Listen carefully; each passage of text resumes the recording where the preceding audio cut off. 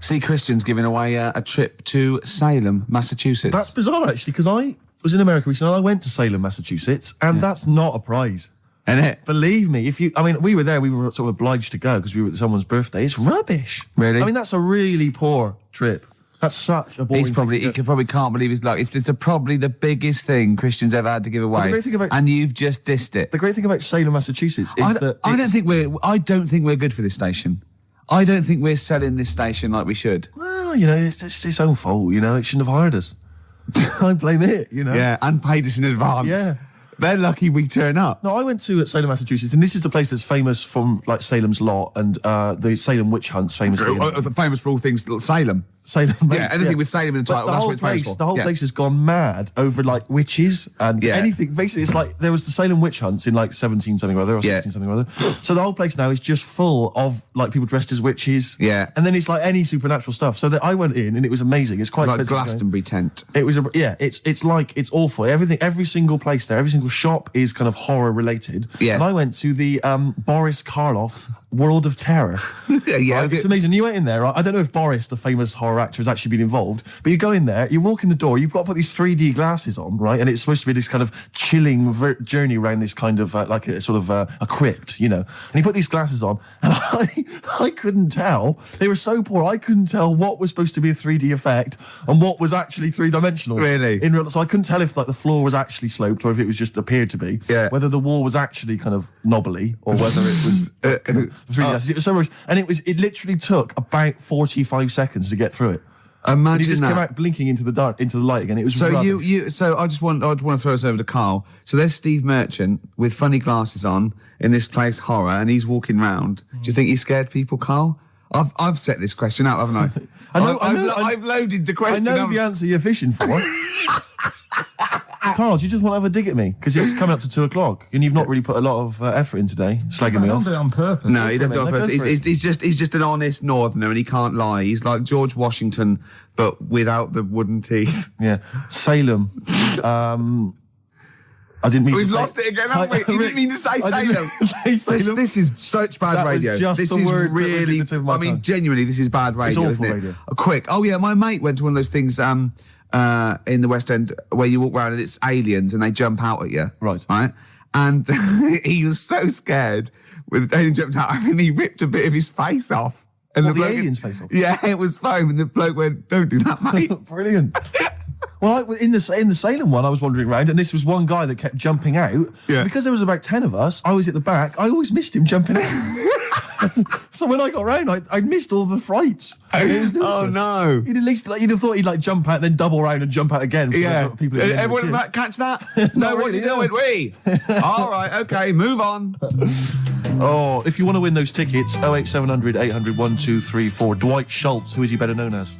I remember he was on something on one chat show, and I think it was Des or Michael Asper or something. And I said, so you've had something? He said, yeah. He said, well, everyone knows that Elvis sold more records after his death than when he was alive. Little dig there against Elvis. He goes, yeah. Well, I've just overtaken his record for sales in the UK. Right, so he sets up that Elvis is only selling because he's dead. Yeah. And anyway, I've still beaten him in the UK. And I just think, yeah. And where'd you get the quiff from and the way to sing? Where'd you get that from, Cliff? Where did you think of that? But it's those people he's just desperate for the credibility that he's never going to have. I like it when he went round last year going, they're not playing my record. Oh, go on, play it. Number one. Yeah. Fooled you. It was number one, the Millennium Prayer. I know, yeah. Well, it was the Millennium, wasn't it? It was, but I don't know who's buying it. I mean, I know you seem to claim it's some kind of like 60-year-old women, but they're not. Are they really a commercial force now? Yes. Oh, yeah. Carl seems to know that.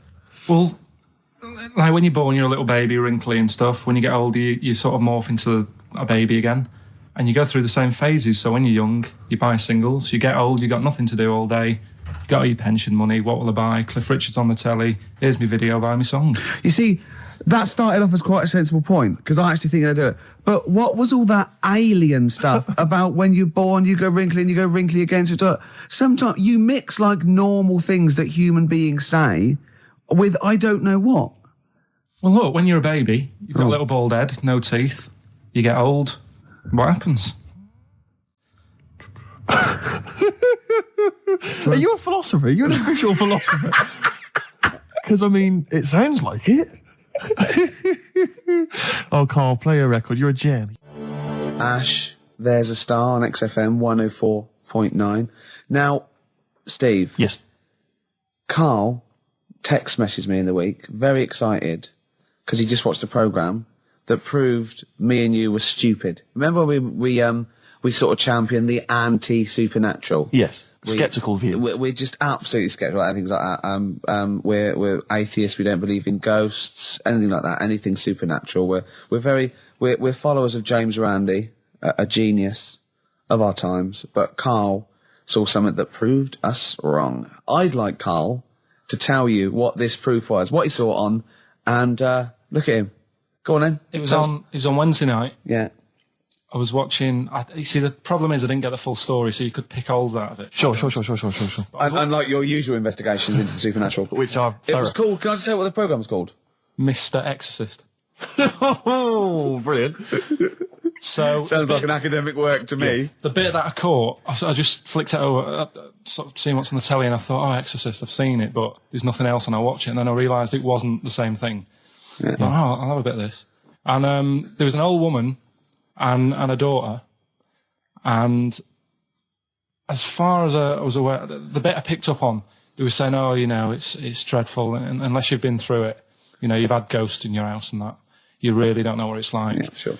And the main thing that seemed to be getting them down was the fact that the budgie was getting stressed.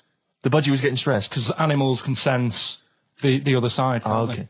Can they? Yeah. Okay. So, and how was that manifesting itself? You didn't know. What was the budgie doing? I think it just wasn't happy. Right. Did it explain that to people, or how did it express that? Budgies are known for being chirpy, aren't they? I said it wasn't chirping. It normally swings on its little perch and that. And just depressed because it was possessed. It was just sat around in its pajamas. So No. Come on, Steve. Come on, Steve. You're making this a mockery. So the budgie was depressed because he could sense the ghost. Yeah. And then this guy, this Mr. Exorcist, came round. Was that his name? Yeah. Okay. Was he a priest or something? Yeah, he might have been. Yeah. Like did he have like a black coat with a little white collar? That's usually the. He had his coat on, so you couldn't tell. No, sure. Okay. But so he came round and he sort of did his thing, and then was he trying to exorcise the budgie? No, the ghost. House. Right. I see. It wasn't that the budgie had a demon or anything. No. Okay. No, this wasn't a possession, was it? This was a straightforward. It wasn't a poltergeist or anything. It was just a. Well, it's a haunted house. Yeah, but that's the thing he was saying. He was saying you can have like your ghouls and that aren't that bad, that aren't going to cause you any problems. Yeah. But obviously the budgie, they've got weak hearts and that, haven't they? And, sure. So he go on. So anyway, basically he sorted it out, did whatever he did, and the next shot you see is like the budgie making a noise and swinging it over the moon again, and the old woman was like happy because she couldn't believe her luck. Yeah. And the priest didn't come in and go, well, you should feed that bird. Give it a bit of millet. It was happy. It goes, right. No, see you later. No. It was a toast. Budgies are, my mum's got a budgie, and they're fairly happy all the time, aren't they? So it's got to be something fairly odd. Right? You never see a budgie sitting down going, I feel like topping myself, to be honest. Yeah. Do you know what I mean, though? No. Do you know you can have, like, a moody dog? You can see a dog when it's unhappy if it's walking down the street. You can have a moody canary, can't you? And what they do is they often tell the police what you've been doing. They're known for that. Mm. Yeah. So basically... So that, for you, is proof that the supernatural exists. A bird in a cage got a little bit annoyed, wasn't chirping as much as it normally did. Who knows why? There could have been a little draft up its... and... Cloaca. Exactly. That's a medical term. Anyway, a man came in and did whatever he did. Yeah. Mr. Exorcist, though, Steve. Yeah. This wasn't any bloke off the street. This was Mr. Exorcist. Yeah. Yeah, so... And for you, that's the proof that there's... Just because, like, if it was a person, you go, they're playing up for the camera. Yeah, a budgie could possibly act like that, Steve. Yeah, I see what you mean. You're saying a budgie wouldn't be trying to become famous. No, or not like telly. Not like Lassie. No, sure. It was basically a show-off. Yeah, or Champion the Wonder Horse. Yeah. What do you think? I think... I've changed my tune, Rick. I don't know about you. I have, and I think we should play a record. I'd love to get Mr. Exorcist in. Wouldn't that be amazing? Never dabble with things you don't understand. Sorry. Like women. See what I did there? Oh, he's turned that back on me. Blur.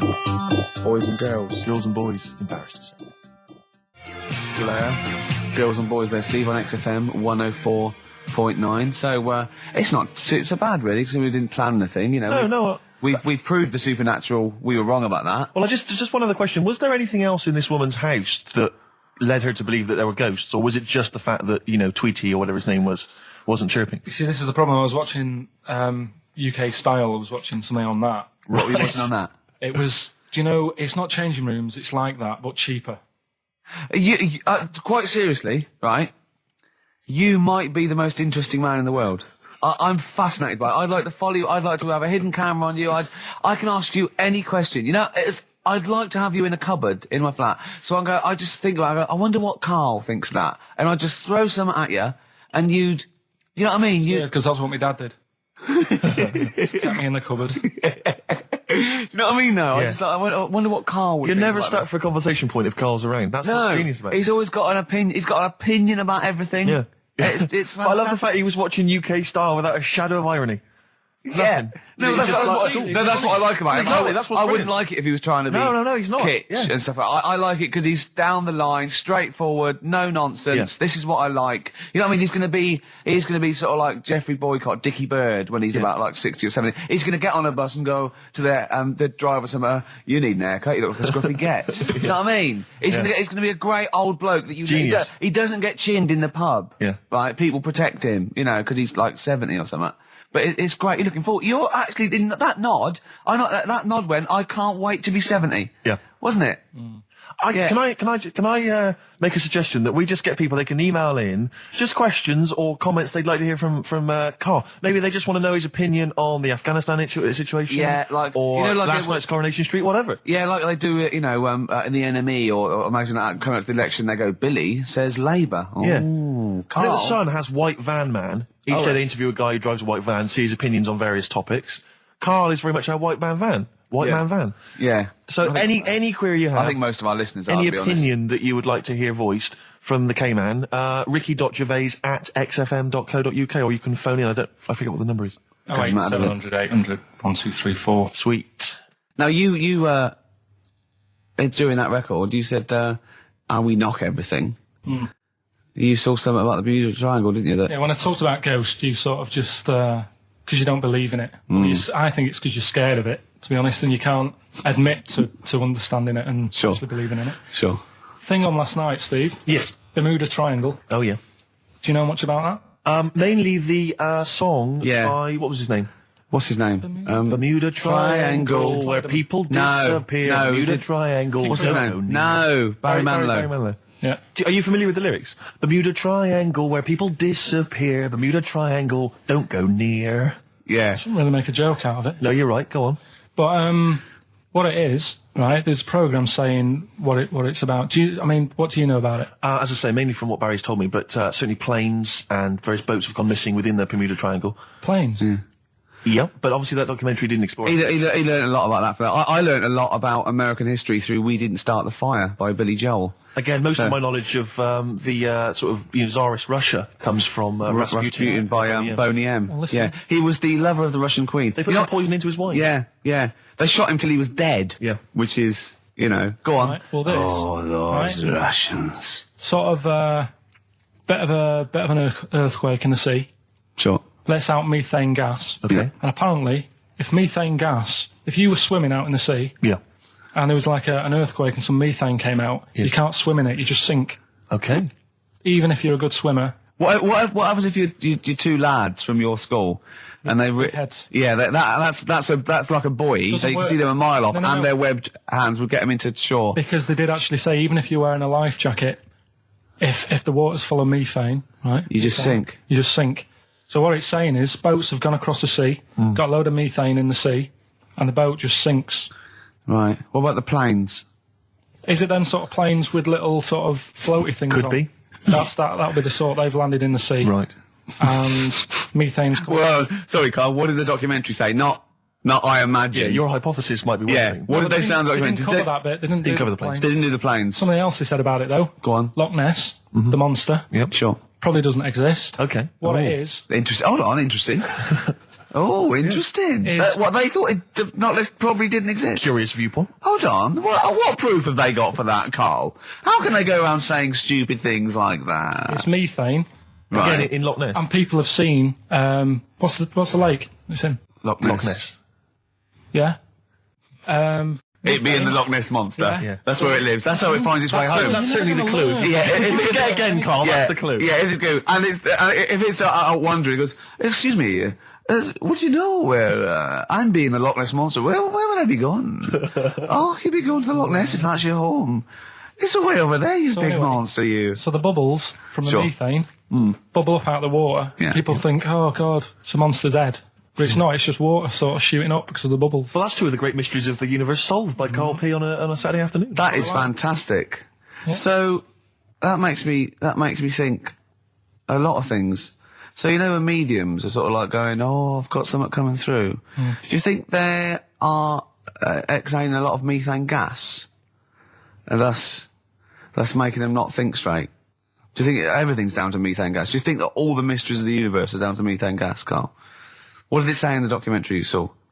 About what? What was the budgie happy? We know that budgie was sad. Was it in a room? Because they used to take canaries down the mines, didn't they? They used to take canaries down the mines, they'd smell the methane, and then the budgie would be happy. I'm not going to teach you anymore. Play a record. Excuse me, and don't be alarmed. I look quite frightening, but I'm merely a nice monster.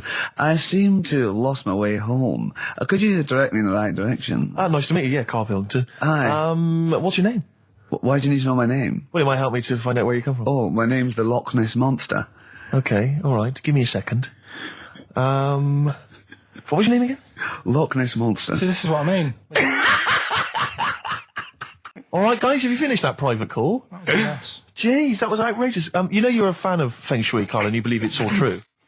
I just run this one past you just on the off chance. Yeah. Because maybe that you change your opinion slightly. Yeah. Feng Shui teaches you to use your environment wisely. Sure. If your land and the surrounding area is undulating, it's said to house auspicious dragons.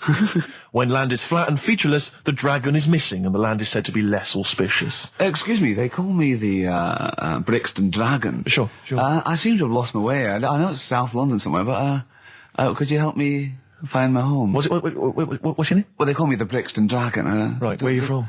I see what you mean. I see what you mean, aye. Oh, okay, man. So does that make you query it at all, the dragon? I'm not into it that much. Right, I'm sure. just saying that if you have your head at one end of the bed rather than the other, it might make a difference to your night's sleep.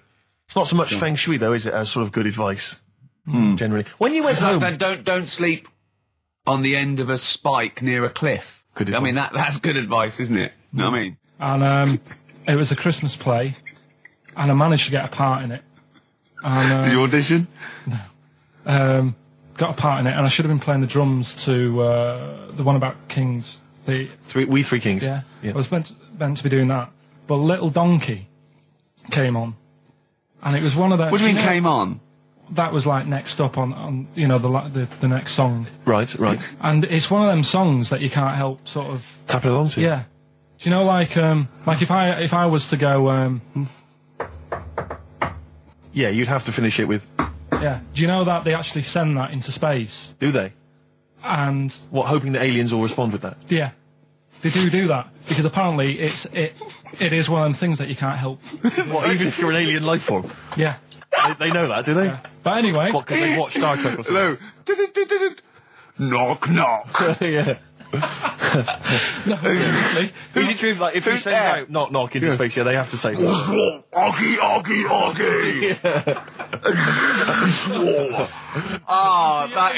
That is great. Seriously.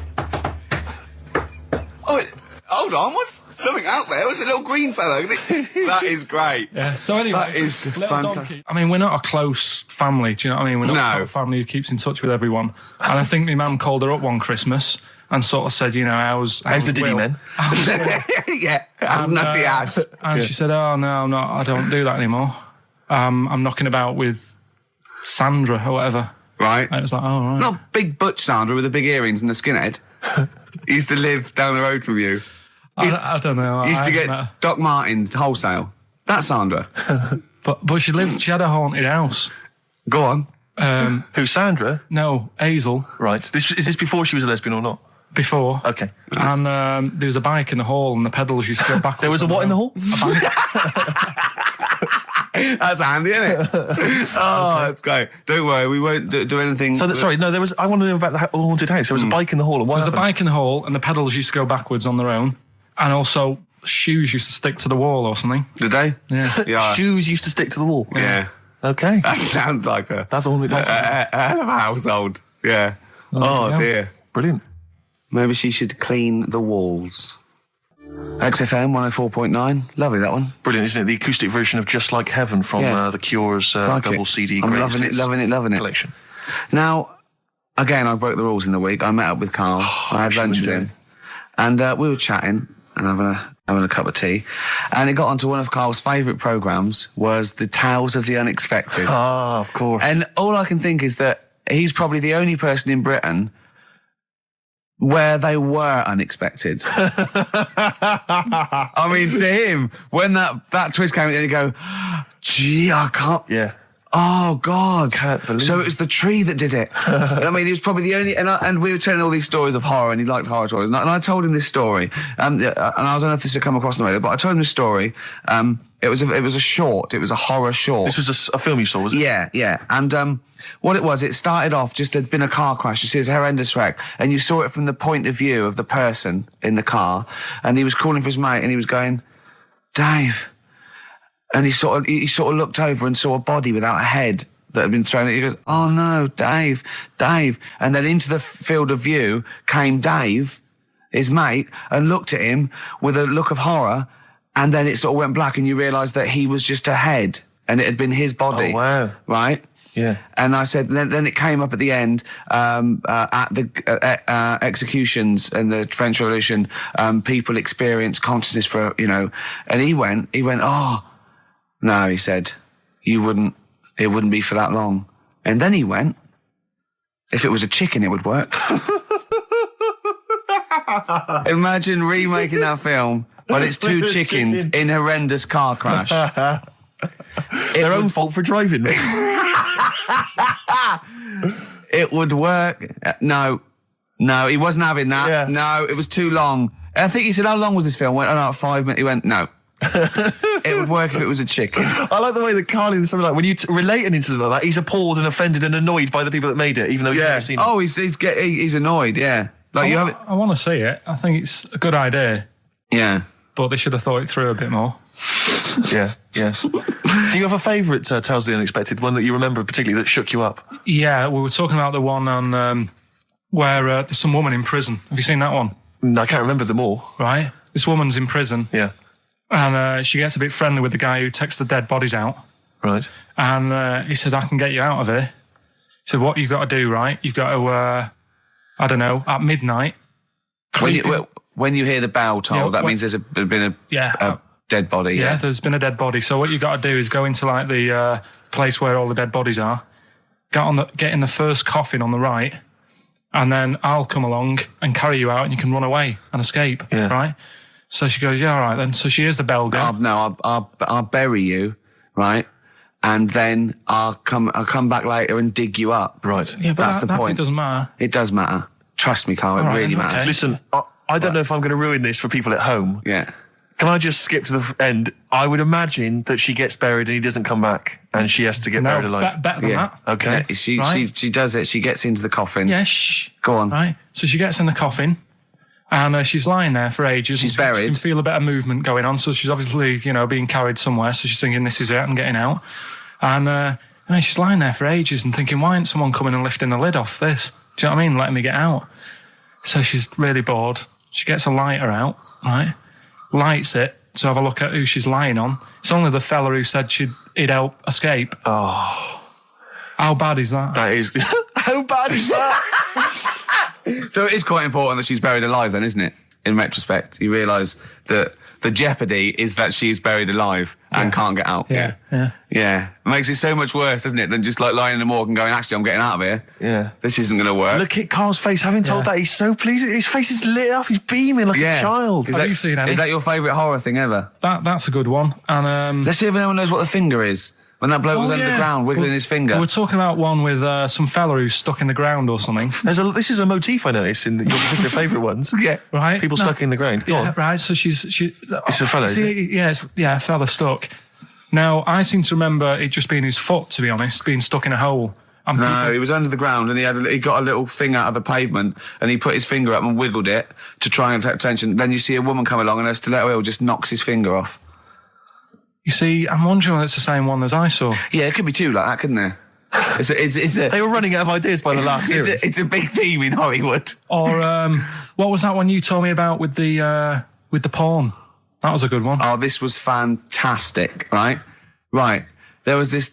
Sorry, can I just check now? We're just remembering classic episodes of the Tales. No, this is important. Well, I saw one right. I saw one on Tales Unexpected, right? And it was these two gents. What they used to do, they look down the obituaries and they'd blackmail the wife or the son of a dead eminent person, like might be a priest or a doctor, like that, and they'd go and they'd say he bought some erotic stuff from us before he died, and he owes 100 guineas and all this sort of stuff, and they'd pay up because it'd be so embarrassing. They just didn't want them, so they'd just pay him, right? And this one bloke said, who are these people? I'll meet with them. And he goes round there, and he goes round, and they go, your father, he goes, my father could not have bought any erotic material from you. They did it, he goes, he couldn't have, he's blind. Right, and that was the twist. And Karl went, so it was magazines, not videos then.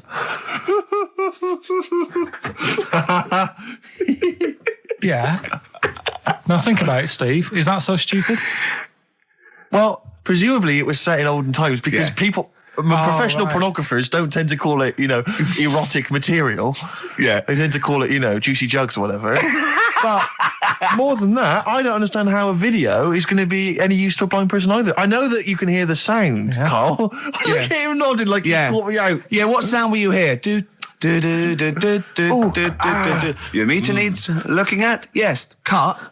What's then? What's that? Then it's just noises, isn't it? Occasional groans. Yeah. Right. You could listen through the wall at your neighbours.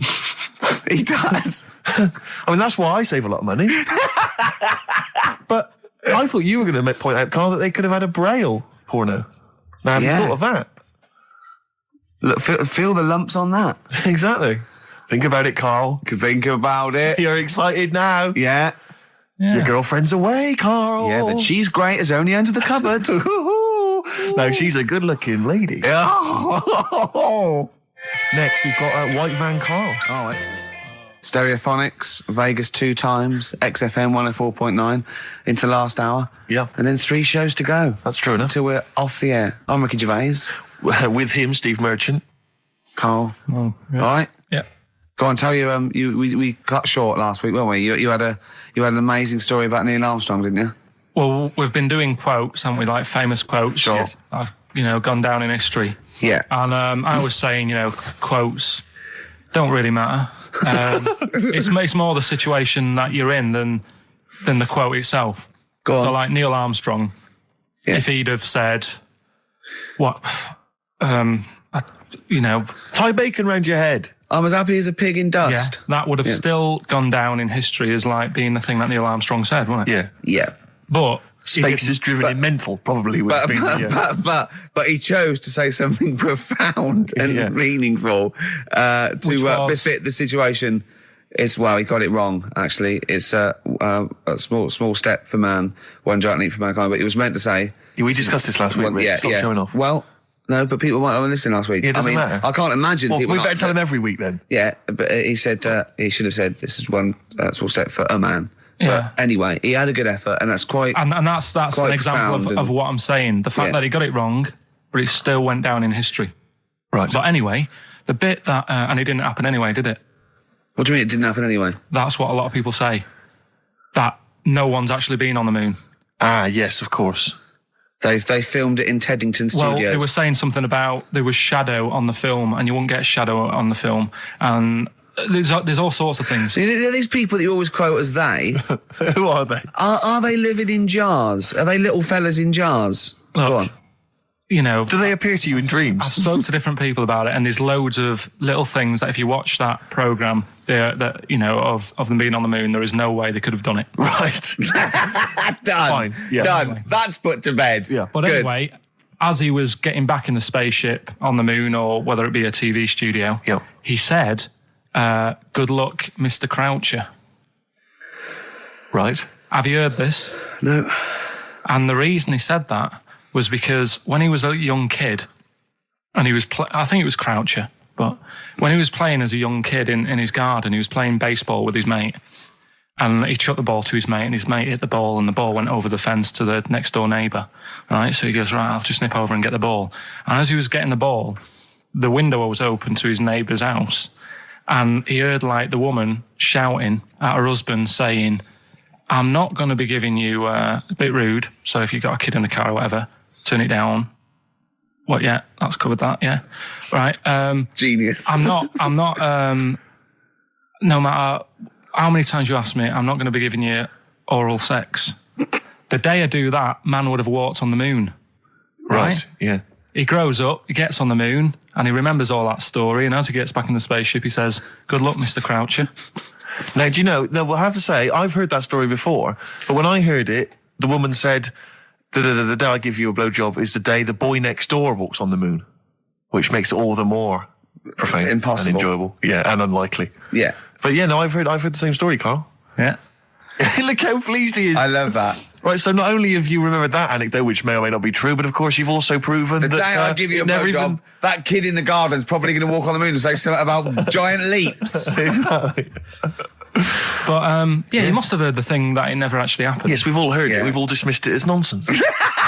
And moved on. Yeah. Yeah. And got on with our life. Right, Carl.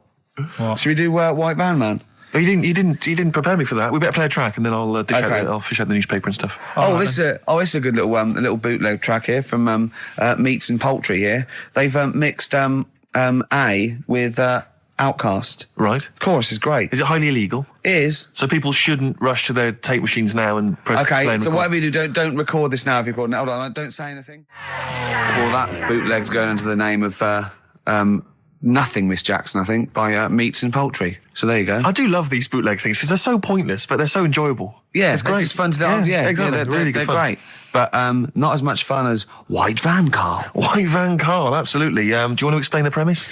Well, we take the Sun asks someone else and asks Carl. It's simple as that. That's it. The Sun have just taken a normal person. We flipped it. We're going to ask Carl the same questions about the week's news. Yeah, just basically your opinions, Carl, as ever.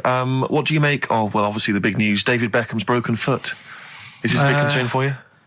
No, I mean, he's sad. You know, it's sadder for him more than anyone because, you know, to like be in the World Cup is like the main thing for him, isn't it? Yeah. But he's still a young lad, and I don't think he'll give up. I reckon he'll still turn up. He'll be all right. And, yeah, good luck to the lad. You know I like David. I'm not going to slag him off.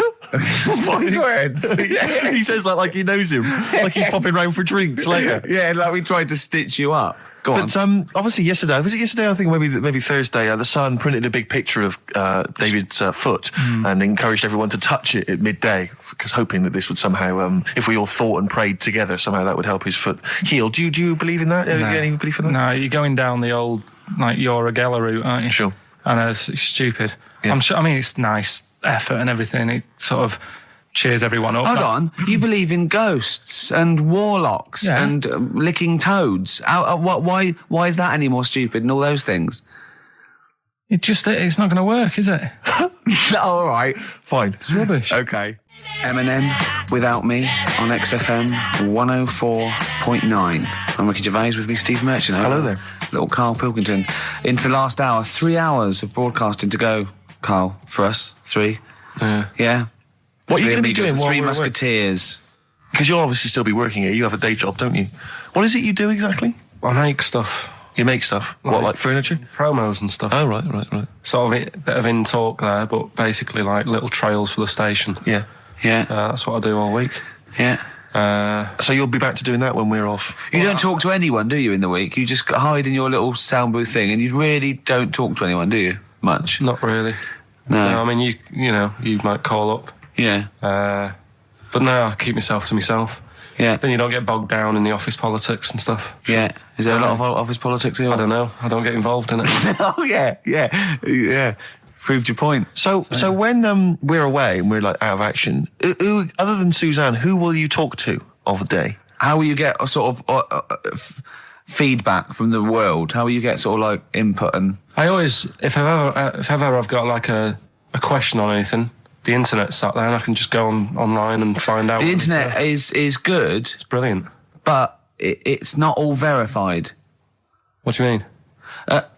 It's not all verified. It's not all necessarily factually accurate. Anyone can put things onto the internet. It's it's freaks and things that put on things one, right? like. Here's one that I read in the week. Right? Go on. About this woman. Yeah. She was a bit of a punk, and to get her hair done like she wanted it. Super glue. Right? No. She got lard. Apparently, it's a popular thing. You might know. Put lard on your head. Yeah. And you put it in the oven. Oh. Now, apparently, the heat that you get from the oven is different from the sort of heat you get from an hairdryer. Right? And she had to do that to get the style that she wanted. But anyway, she comes into money or whatever, treats herself to a microwave. Right? It's not true. Opens the door, jams the things, like the little catch. So the microwave works. She jams it with a screwdriver or a knife or something. Yeah. Puts the microwave on, sticks her head in, boils her brain. Don't be ridiculous. Right? Well, why is that ridiculous? Boils her brain. She boiled her brain. She boiled her brain. And this is what's good about the internet. I went straight from that, and there was a subject about brains. And do you know that Russell Crowe, when he dies, is giving his brain to charity or something, some sort of some people who can do stuff with it. She gave hers to Pot Noodle. Vesta. Yeah. Oh, That's boiling a the sort of stuff. skull. Yeah. It's not true. It's not true, Carl. It's the same as the woman who put her poodle in the microwave, isn't it? And all It's that. just urban myths. They're urban myths. But again, where does it start? Someone made it up. Yeah. For a laugh. They're just too convenient urban myths. Everyone's you can tell an urban myth's not true because it's always this happened to a mate of mine, and when you say what happened then, they go, don't know, that was it. Was it? Was that it? Was it? Someone boiled a brain and that was it. There was no more story. Well, Were there any dates, locations, times? I think it was in Belgium. There's that one that a bloke, right, was going to get a phone call at 4:00 to find out if his business was, okay, right? And if he didn't get the phone call, he knew he was broke, destitute. So dead on 4:00, the phone didn't ring. So he went up to the roof, his office, and he jumped off to commit suicide. And as he was passing his window, the phone was ringing. Oh, no. Carl, it didn't happen. Didn't happen. Think it through. Who told that story? Who told that story? As he hit the pavement at 120 miles an hour. He's the only person who could have known that series of incidents. Also, why didn't he wait? Dead. As his life's at stake, why didn't he wait till 5:00? I'm going to give it 5 minutes just in case. Just in case the lines are busy. Yeah. And what sort of bloke goes out? I'll call you at 4. Okay, if your business. Well, call me anyway. No. If I don't call exactly 4, then no, you commit suicide. Commit suicide. I would, because if I don't call at 4, that's the end of it. Well, call me anyway. No, that's not the way I work. Why can't you just call me and tell me the other way? Well, I'm telling you how I do it. If you're bust, I don't call. Can't you just call to verify in case something goes wrong? What if it's engaged? It won't be engaged. Just commit suicide at 4, please. It didn't happen, Carl. The other one, right? A bloke, right? He's on a train station, and I'll tell you how I heard it. He's waiting for a cruise station, whatever, and he shits himself. As you do. And so he goes, my train's in 5 minutes. So he runs across to Millets and goes, quick, Levi's 36. The bloke just puts it in a bag. He runs onto the train.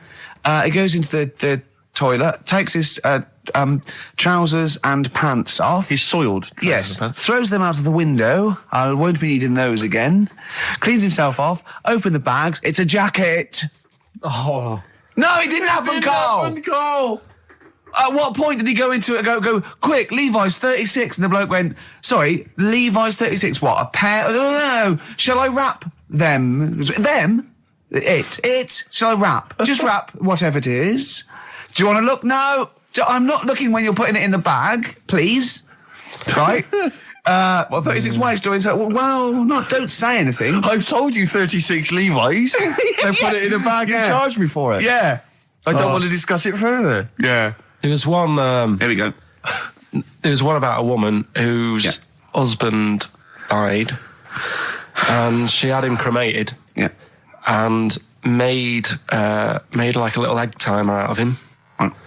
And she said, I did that so it can still help around the kitchen. Well, that might be true. That might be a joke. That's quite sweet. That might be true. It's a true story, again.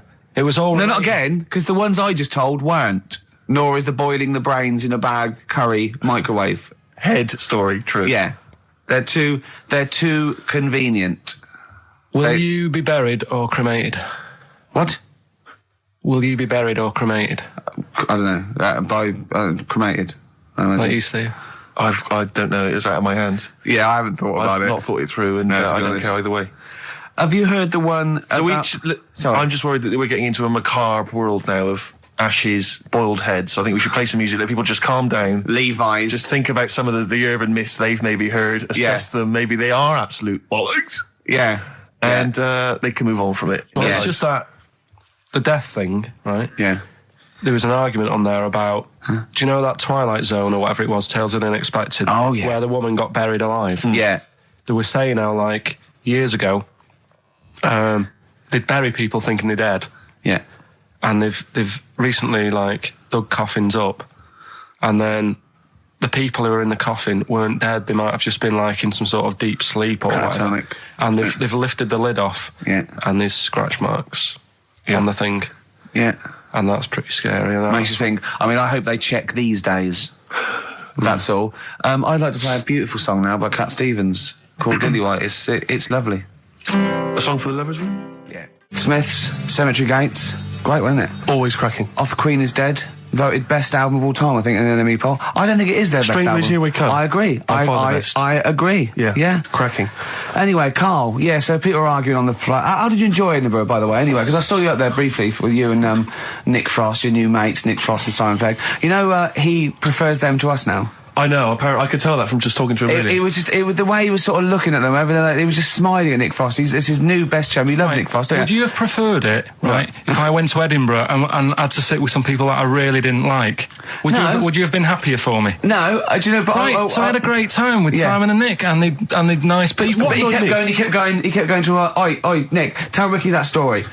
And Nick and Simon, all it was, right? And their ghost stories. He loves them because they believe in ghosts. Oh. It's not just they're that. great blokes with great sense of humour, just because they believe in ghosts. You go and tell him that. He goes, how do you explain that? I was going, well, I wasn't there. What was that one you told me and it was completely wrong? About the... It was, oh yeah, right, it's years ago. Oh, yeah. Some in olden days, sure. when ghosts roamed the earth. Once upon a time, you mean? Yeah. Some doctor or something who was into, like, the way bodies work. They got their head cut off. Who did? The doctor? Yeah, he was doing a bit of an experiment. And he cut his own head off? Yeah. Okay. And it was about, he said, when my head's in the basket, I'm going to blink my eyes. Right. Okay, sorry, hang on, let him finish. And, so the doctor has chopped his own head off, and he's told everyone, I'm going to blink my eyes. He's in the basket, and he goes like, right, I'm going to blink my eyes about, as many times as I can.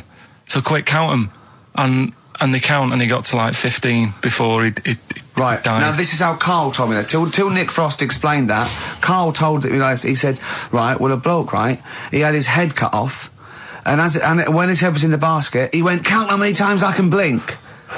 And I went, well, that's rubbish. He went, no. And Nick went, well, no, he actually said, when my head's in the basket. And Carl went, all right. I said, Carl, do you know the subtle difference? Do you see the subtle difference? I have to say, though, guys, I still don't really understand what went on there.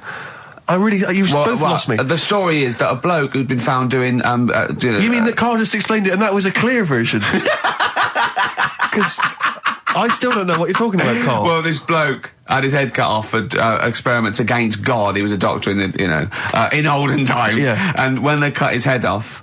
Why did they cut his head off? Because it was... he was executed. Crimes against... Exactly, he was executed, yeah. And he said to his assistant, when my head's in the basket, I'm going to blink, count how many times I blink and write it down as an experiment, right? Karl told it to me, like his head was cut off and he went in the basket, and when his head was in the basket, he looked up and said, count how many times I blink.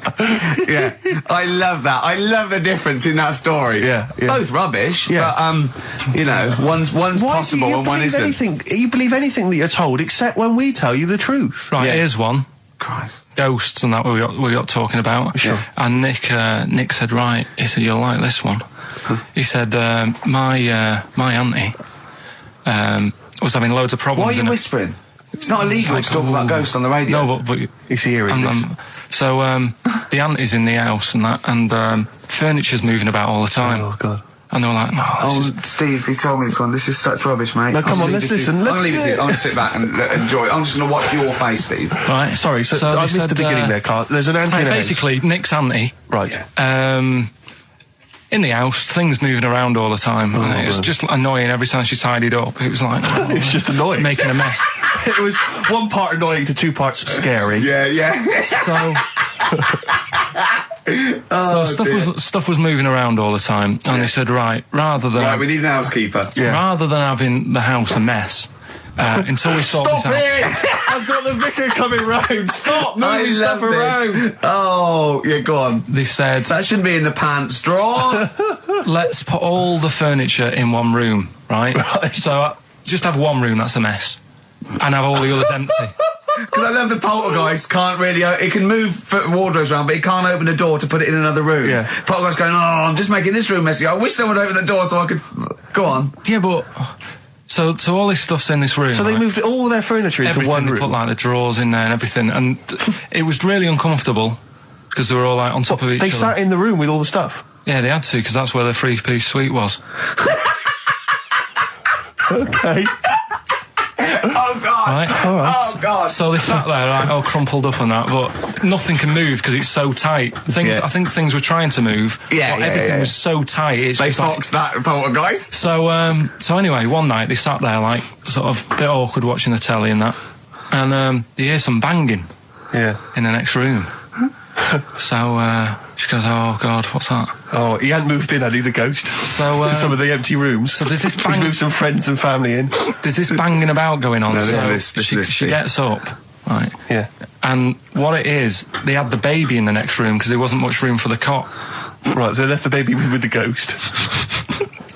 So they go into the room where the baby is, and the banging is like, do you know those plastic balls you get that you can chuck around the room and, like, they go mental? Right. The ones that you chuck once and they keep bouncing for ages. Yeah. That was bouncing around the room. Wow, what, the baby had thrown it? Hitting all the walls, and the baby was there, stood in the cot, sort of laughing. Right. And looking at the ball, and wherever it looked, the ball went. Yeah. And then she said, stop doing that. Yeah. And the ball just stopped. Did it? And it rolled a bit and stopped. Right. So the baby had thrown the ball and it was watching it as it bounced around the room? It wasn't throwing it, it was in control of it. No, the point is, Steve, the baby had been doing it. It would have been the baby all along. The baby had been messing with the furniture. It was so the baby it's a that had the power. Yeah, it's the baby that had the power. Special baby. It's a baby that had the power. It's a baby that had the power. The power of telekinesis. Right. They were then trying to convince me that telekinesis was not like all the other stuff that I didn't believe in, but that was a science. Right. Telekinesis was possible. Yes. Yeah, it's not like ghosts and demons and all that stuff. Telekinesis is different. Yeah. That's science. But Nick's auntie saw it, and I love the fact that you're telling me that someone else's auntie saw it. So I should be satisfied with that. Yeah. I should be satisfied with that. I mean... No. So does she still live in one room with all her possessions? No, I think... The baby grew out of it, apparently. The baby grew out of it. So it doesn't use its telekinesis powers anymore? Well, no, it's like in Carrie, innit? She was upset for a bit and then she got over it. Okay, I'm just going to say one thing, Karl. That was a film. Do you want to play a record or...? Get free. All right, on XFM 104.9. Can I just tell you a story that Karl told me a couple of weeks ago? Is this another ghost story? Another spooky story? Yeah. I called him out. I was, what are you doing? He said, I've just been reading ghost stories again. He said, you don't believe in them, but how do you explain this? So I went, go on. He said, I'll tell you as he told me it. He went, bloke, right, just sitting at home, doing, watching telly with his cat. And, the phone rings and it's a bloke going, is that fire, in your oven okay now? Because your wife called. And Carl went, well, 1, there was no fire in the oven. 2, he wasn't married. I went, right. Go on, he went, well. Then, right, there was a knock at the door and there was 2 sort of people in sort of white coats and they came and said, oh, we've come about that fire. Your wife called us. He went, 1, there isn't a fire in my oven, and 2, I'm not even married. Right? And he said, and they saw the cat, and they looked at the cat. It looks a bit weird at the cat came out, nothing. He said, and then he went back, sat down, phone rings, and they said, did they sort out the fire in the oven that your wife told us about? Oh. He went, 1, there is no fire in my oven. 2, I haven't got a wife. And Carl went, what do you think of that? I went, that's not it. He went, yeah. I went, that's the end of the story. What? He went, well, how'd you explain that? I went, explain what? I thought he was going to say, a year later we got married, but she died in an oven fire. Right? I thought it was going to be that. And I went, that's what? People winding him up. Yeah, or someone did report a fire oven, and their name was Johnson, and they looked up Johnson, they got the wrong thing, it was the gas board, and they sent around to the wrong person, right? You know, he went, yeah. I said, I explained it to him, he went, yeah. Why did they look at the cat funny? Oh, man alive, Carl. This is really weird, right? I was in my house once, right, and the doorbell rang. Yeah. Right, I opened the door, there was no one there. Yeah. Right? And then I looked across the street, right, and there were some kids running away. Yeah. Now, how do you explain that? Yeah. There was another time, right, where, like, I opened the door and there was a bird goes, you've ordered pizza. I went, I haven't ordered pizza. And I heard my mate upstairs giggling and putting the phone down. Yeah. How do you explain that? Carl, seriously, why did you tell me that story? What did you think it was weird about that? The fact that it was 3 different people. Is this all the information? Is that the entire story? It was 3 different people. Did you fall asleep and not read the end? A fire that didn't happen, about a wife that didn't exist, and a cat that didn't look happy.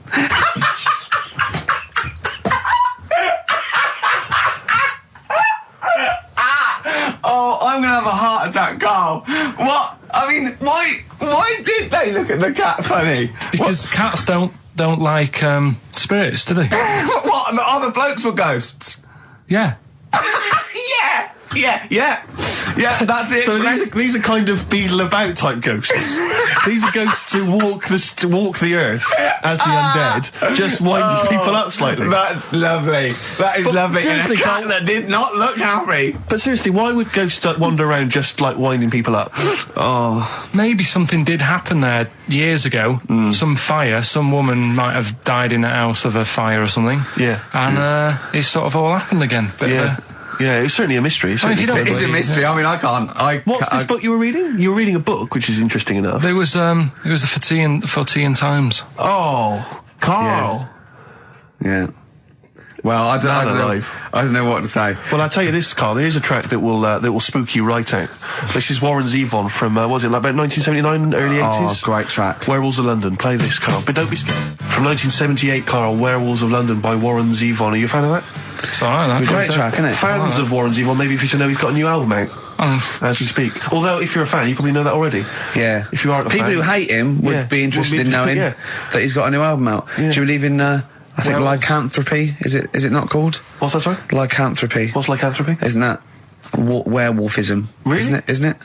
Do you believe in that, Carl? They've found stuff, haven't they? They've found kids walking about who are all hairy.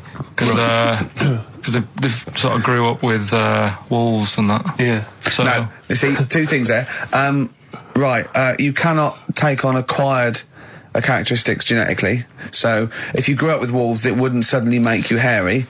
There's been pictures, there's been stories on it, and I reckon a lot of people have seen the stories. It's a popular thing. You mean the kids that are born hairy?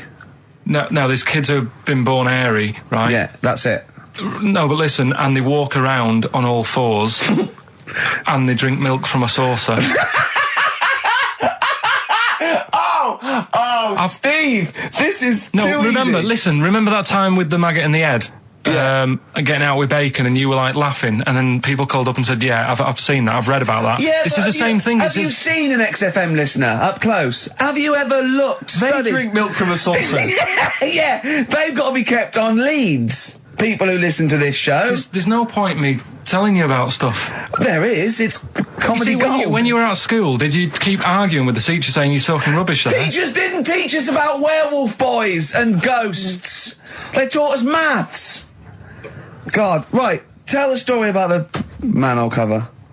Right, in the same magazine as the one with the cat and the fire and that. Don't tell me that story again, it gives me the shivers. Yeah, a cat that's got a weird expression on its face is against God. Anyway, this isn't a scary story. This was just like physics. Physics. Yeah. It was going on about the nuclear bomb and how powerful it is.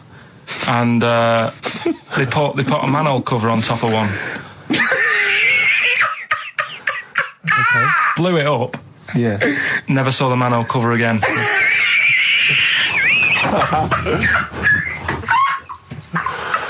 Man alive, Carl.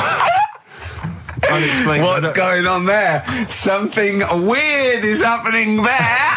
Oh. If anyone has ever seen that manhole cover, please get in touch. We'd love to know where it is. Oh, that's fantastic. What sort of experiment is that? I imagine all these scientists on multi-billion-pound research budgets, they're going, we test everything. What would you do to a manhole cover? Don't know. That's like letting a couple of students yeah, exactly, have control of a nuclear. Do you reckon it can send a traffic cone into orbit? Go on then, put it on there. I love that. I imagine that. What value is that? I might tell you what we could do. We could put the manhole cover on it and aim it, and then blow the bomb up, and the manhole cover would have someone's eye out.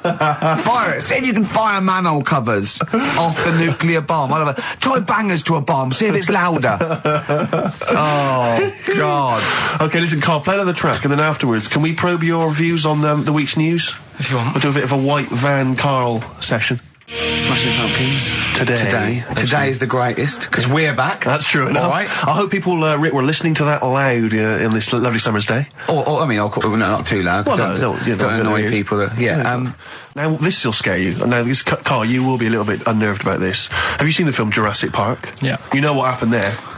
Well, according to the Sun here, it says scientists are planning to clone mammoths for a theme park. Look at his face. Look at that. He looks like a dog caught in the headlights of a car. He's terrified. I love Carl. He's sprung to attention Carl. there. Is that the best news you could have? Man moths.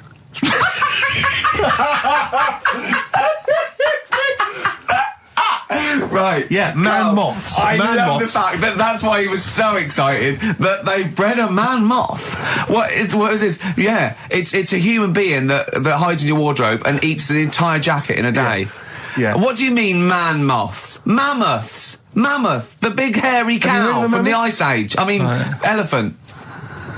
You're not so excited about that, then? You can take or leave bringing back mammoths to life, but a man moth... A man moth is a different matter. Oh. If we'd have never brought that up, he'd have gone and told someone now, they've bred an half man, half moth. This is how things start. This is what we mean when you hear these ghost stories. Are you slightly deaf? Is that it? When you hear these stories, you're slightly deaf, and his head was in the basket, and he went, count how many times I blink. Is it... Carl, is English your first language? Are you actually foreign? Is that the thing? Yeah. Should we speak when we say slower? foreign, we mean not of this planet. Yeah. Should we speak slower? Would that be a help to you? No, go on. Next what do you make of that? Do you think that's good? Do you think that's good to bring back mammoths? Prehistoric animals? These giant elephants. They're slow, aren't they? It's not as if they're going to, like, get out and run fast and they can't capture them. They'd probably be a fence, to be honest, Carl. They'd probably be a fence. No, but you're asking it as if, like, it could all go wrong, but it couldn't, could it? Well, really? but the point was about Jurassic Park is they thought it wouldn't go wrong. They thought they had it all under control. Have you learned nothing from Jurassic Park, Carl? Dinosaurs would say, think about it before you do it. But with a hairy elephant, it's not going to... Not a concern for you? Would you go along to see him? Would you be interested in that? If it was in the area.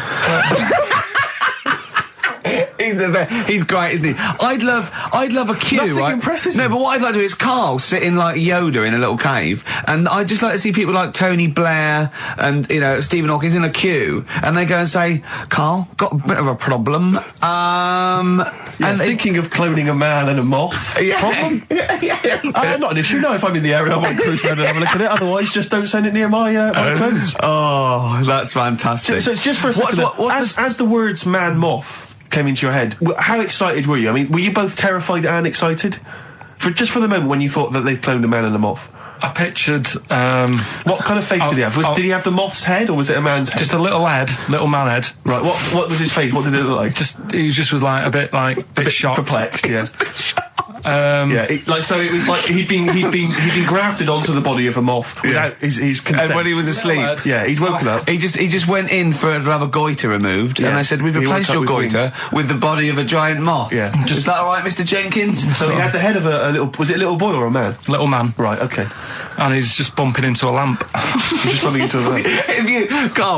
If you went into hospital and they'd done something, what's the worst thing they could do, right? What would you rather have done, right? You wake up and you've got lobster claws for hands. Right. You wake up and you've got duck's feet. Or you wake up and you've got one horn coming out of your head. The worst thing. Yeah.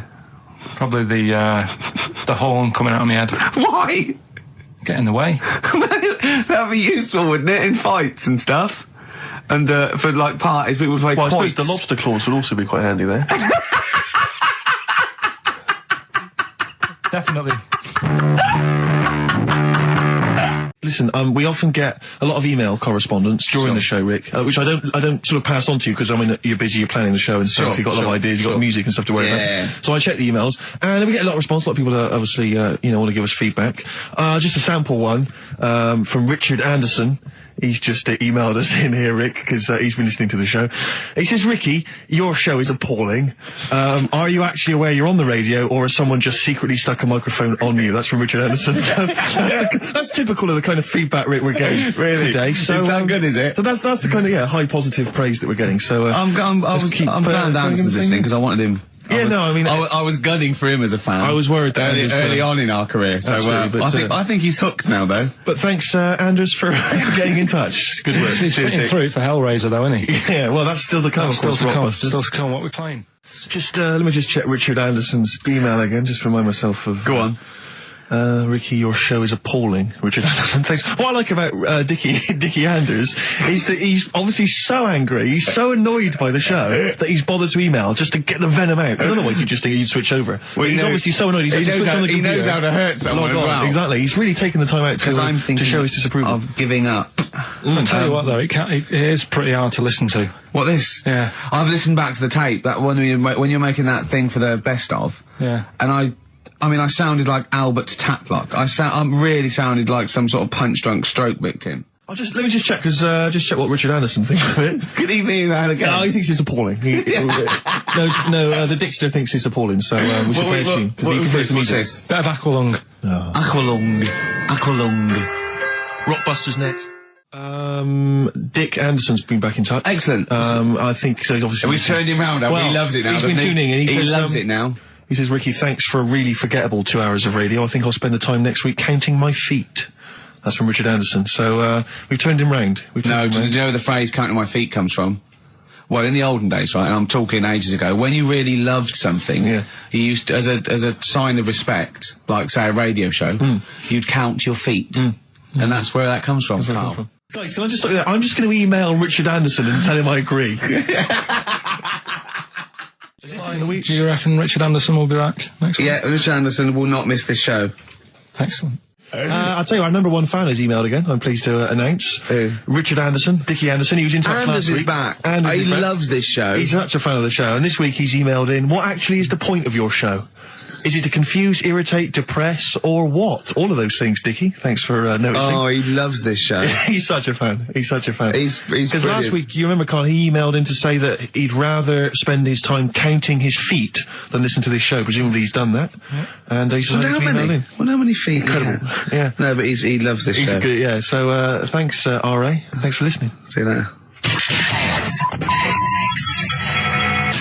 Well, I was just looking at some of the emails, and if I can find it, I got an absolute treat from you. Go on. Dickie Anderson. Is he? Anders, he's emailed in Richard again. Anderson, our biggest fan. Biggest fan. He said, Dear Ricky, sorry for not tuning in recently, only I've been busy watching a puddle evaporate. Glad to hear you haven't tinkered with the show's winning formula by trying to introduce any quality into it. That's from Richard Anderson. So, good to have Dickie Anderson listening again. Because he just keeps us on our toes, you know. Yeah. And good work, Rich. Thanks for that. I wonder what he looks like. Dickie Anderson? Yeah. I think he's a good-looking guy. For some reason, I've always imagined him as being slightly older, with maybe a beard.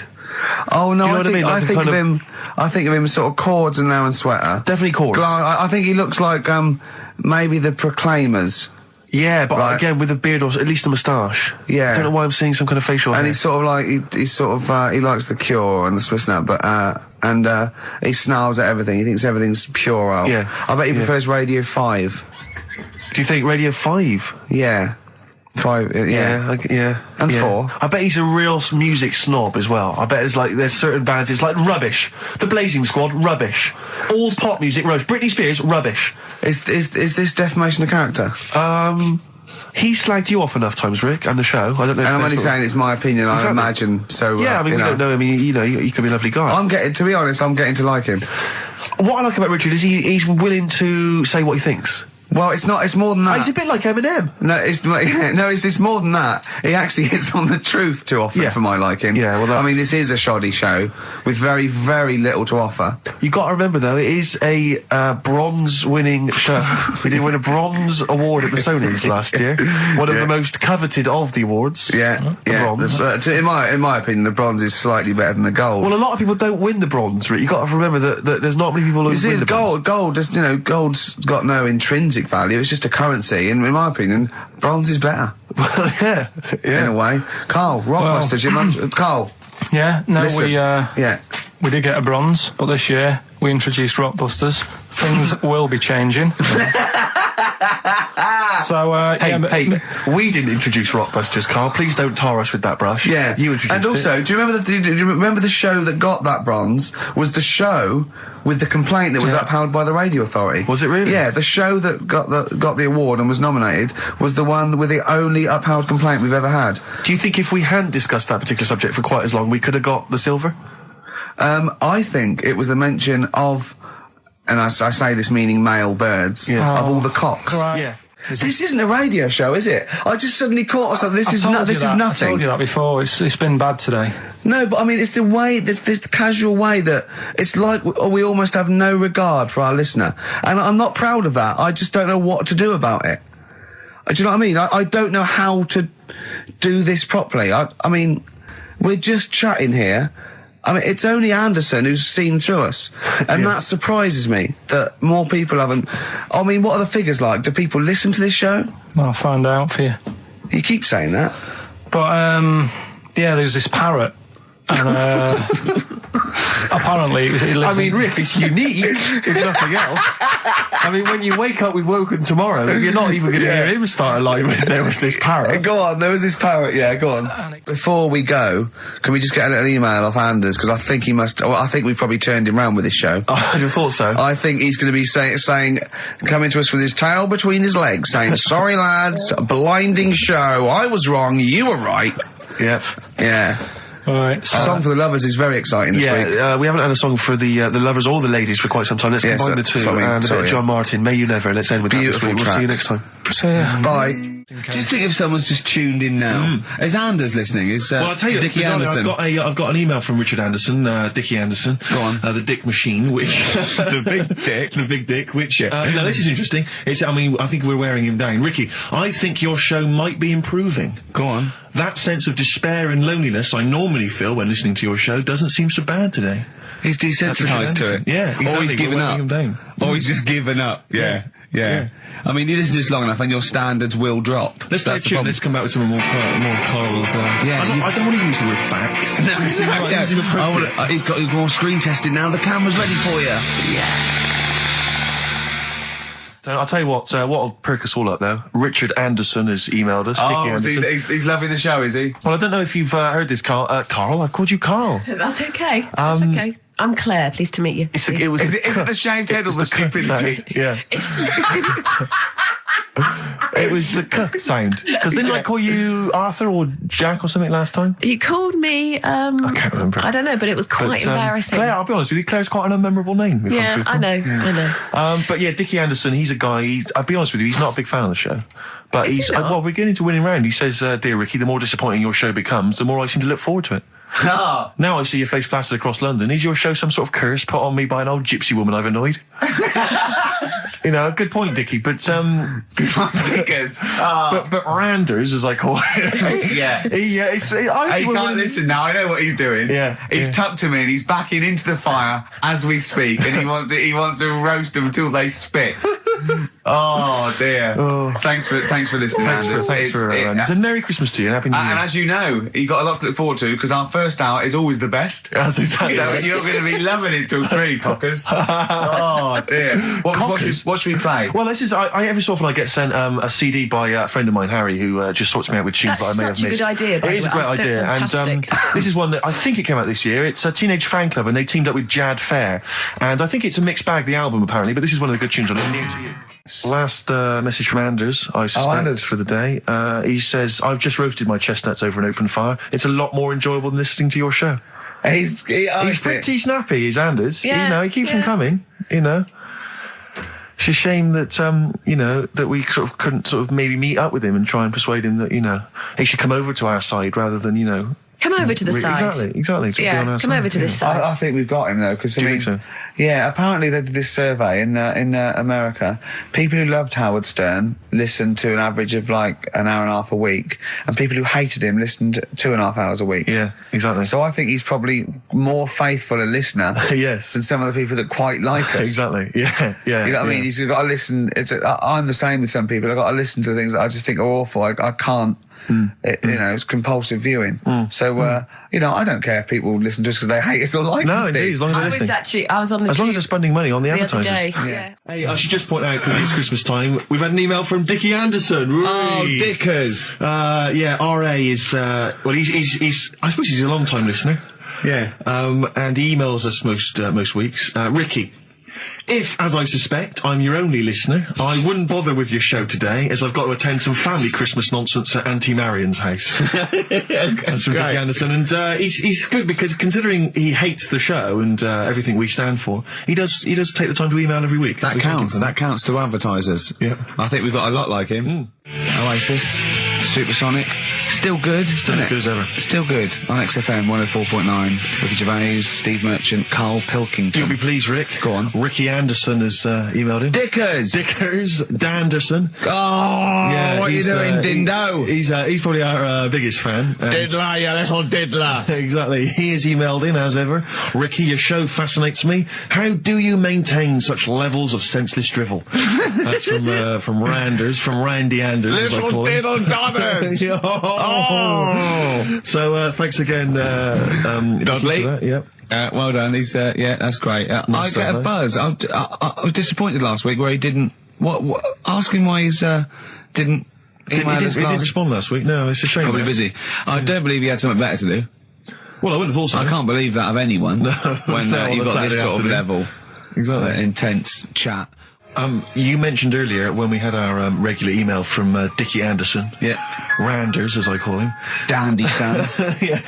Yeah. You mentioned it because we didn't get anything from him last week. We didn't get anything from him last week. Anyway, he's obviously listening, Rich, because he's emailed in to explain his absence.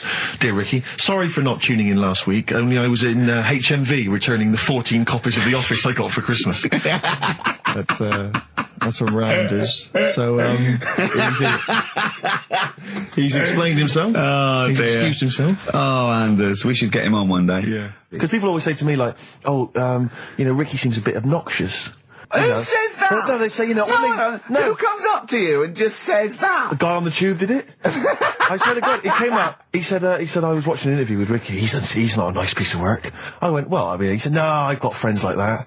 And it's like they're always talking, they're a bit irritating, and you sort of let them off because they're your mates. But I was going, well, hang on a minute. He went, well, two things. It's sort of my job talking, and being interviewed, essentially you do have to talk. Yeah, so about yourself. If that's his only criticism, then I'm not too bad. No, he didn't think you were funny either. In fact, he had a whole list. I say a list, a petition. It wasn't Dickie Anderson, was it? It wasn't Richard Anderson. I hope he's listening. He's our biggest fan. I'll tell you what, Mock Turtles need a remix by Fatboy Slim, don't they? Mock Turtles? It's a great tune, but I'd love to hear it remixed. Yeah. Supergrass, Seen the Light, XFM 104.9. We're a little bit worried. We might have a technical hitch here. We've had no emails, and usually we get loads and loads. So we're worried it's us. Can someone send an email? Yeah, just a test email. Yeah, but we won't know if they have or not. They might just be ignoring us. No one might be listening, Steve, so this isn't proof. I guarantee there's at least one person who would send an email. Maybe if Dickie Anderson's listening, he could do it for us. Anders! Do us a favour for all the pleasure we've given you over the last few years. Ricky.gervais@xfm.co.uk. If you haven't heard the Rockbusters, might as well give them out. Well, let's check the email's working before we do that. Yeah, otherwise it's a complete... This whole show has been a sham and a farce and a waste of time. Well, I think they can take that as read. Boys are back in town. Thin Lizzy, what a classic. Beautiful. Carl, should that be our anthem, me, you and Steve, eh? Eh? Yeah? Can I just get a couple of bits of admin out of the way? Go on. We've had an email from Peter Goff. He has said, where is Richard Anderson? Where is He only Dickers? tunes in to listen to him. Where's Dickley? Where's little Dickie Docker? Little Dickie Anders has not emailed in. If you don't listen normally, Anders is our biggest fan. He Normally he's got loves some- us. I just absolutely But he's thinks the normally world got of... a little bit of constructive criticism, which we always appreciate. Yeah, we're open to that. Sure, Exactly. sure. So- I'm gonna shove this up your... So if Dickie Anders is listening, then he might want to get in touch. Can I just say before we play a record that we've had an email from Dickie Anderson. Dickers! Richard Anderson. Oh, Dickster, you Dicky Docky Dido, are ya? If you're a new listener, then you won't have come across Richard before, but he loves the show. He's our biggest fan. He's a bit of a... And he loves the show. He tapes it and listens back to it 4 or 5 times. But the great thing about him is he's not afraid to offer a bit of constructive criticism. Oh, well, go on, what's he said? Well, all I'm going to say to you is he said, is it true that companies are now getting rid of hold music and are instead using your show to irritate their customers while they're waiting on the phone? I don't know. We'll look into that, Dickie, but thanks for that. Yeah. Before we carry on with anything, I should just tell you, we're on the subject of emails. There's one emailer we're always looking forward to hearing from. Dickers! Richie Anderson! Dicky Docky Do! Richard Anderson, thanks for emailing. He's my biggest fan. He's now. one of the biggest fans. He absolutely loves me. But not afraid to offer some constructive criticism. Go on, That's the great thing about Dickie. And from Anders this week, he says, Ricky, I'm lazy, I talk nonsense, I'm badly organised, and I believe in ghosts. Can I have a job working on your show?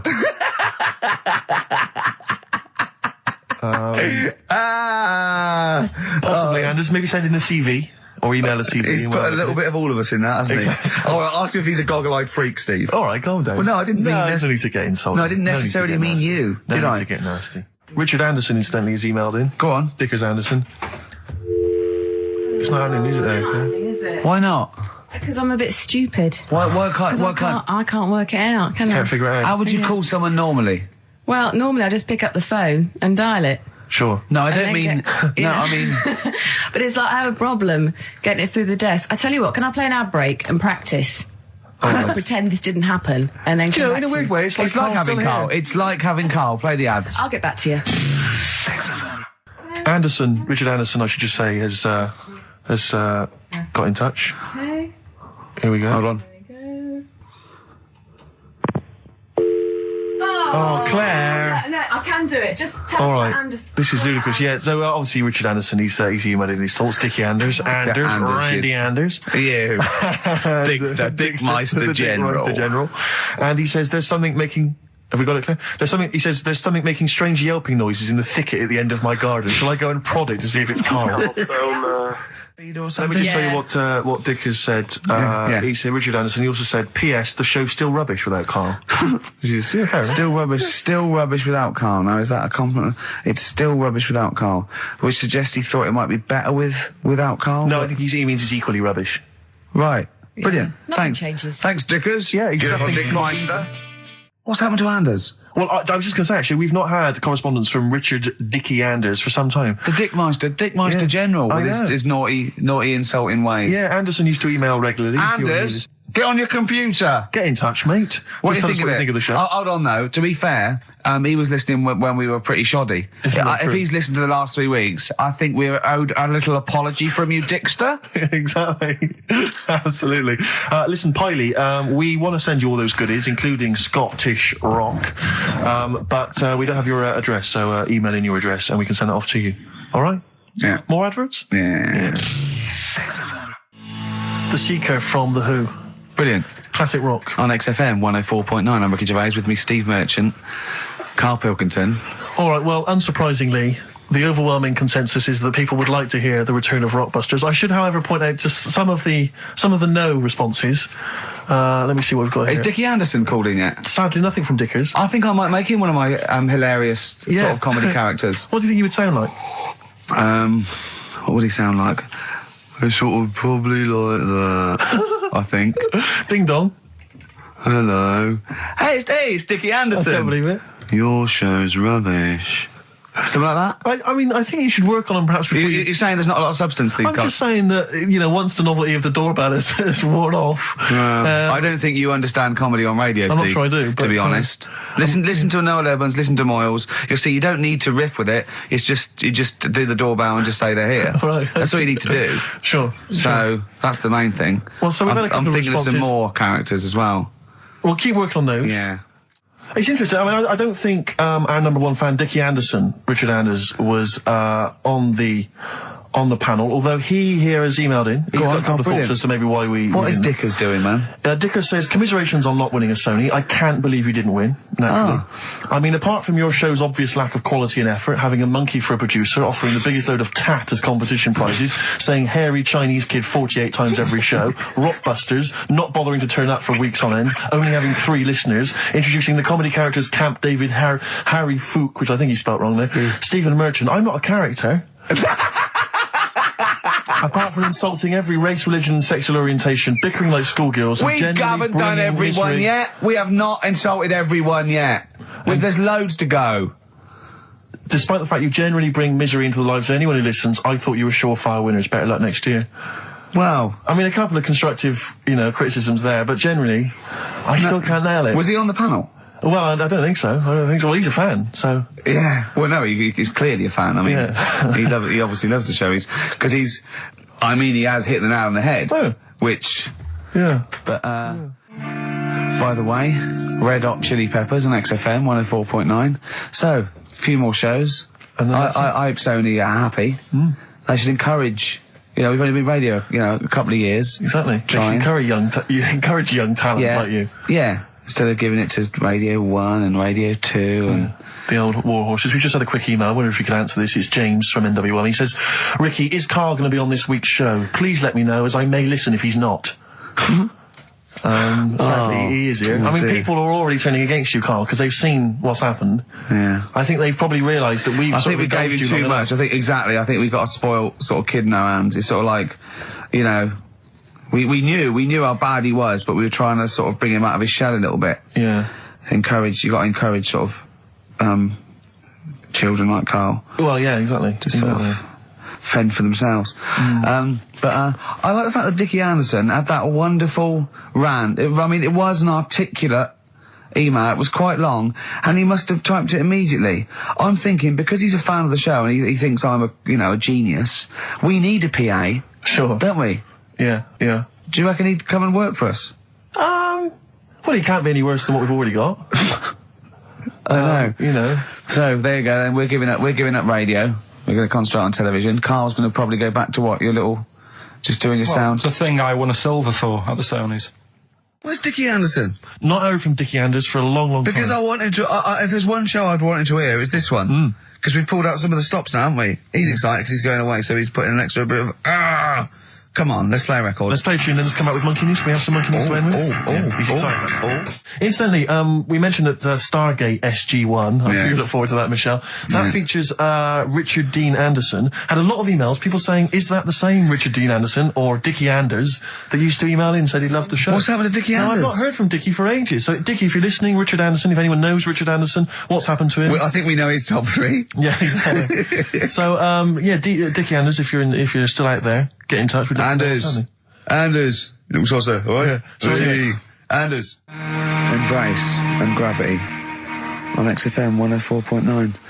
We've had a couple of texts. People obviously can text in 83XFM. That's the text number for the big quiz that's coming up shortly. Rockbusters, still your opportunity to win some of those cracking prizes. Enter your name in the draw if you can unravel the, I don't know what you call them, conundrums that Karl set. Sort of. We've had a couple of texts. Obviously, we're leaving early today. This is a shortened show and our last show of this run. But we've got to leave early. We've got to go down and try and make poverty history. But Rob's texted and he says, only an hour and a half today. Well, poverty does have some benefits then.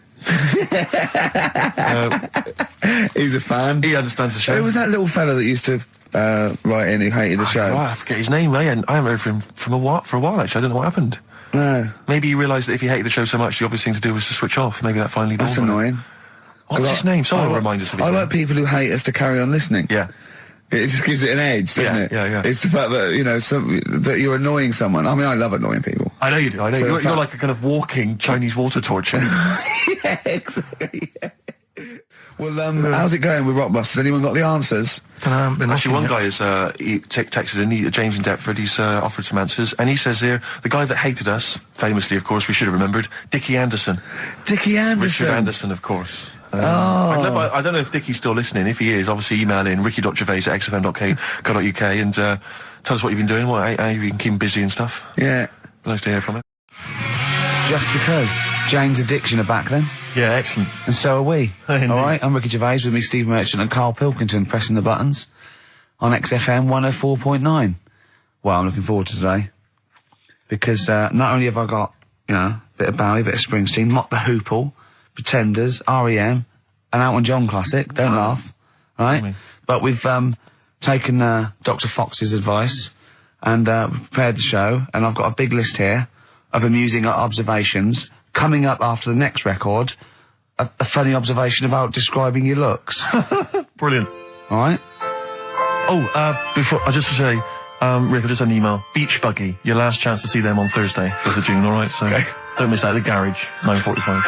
It's your last chance, Beach Buggy.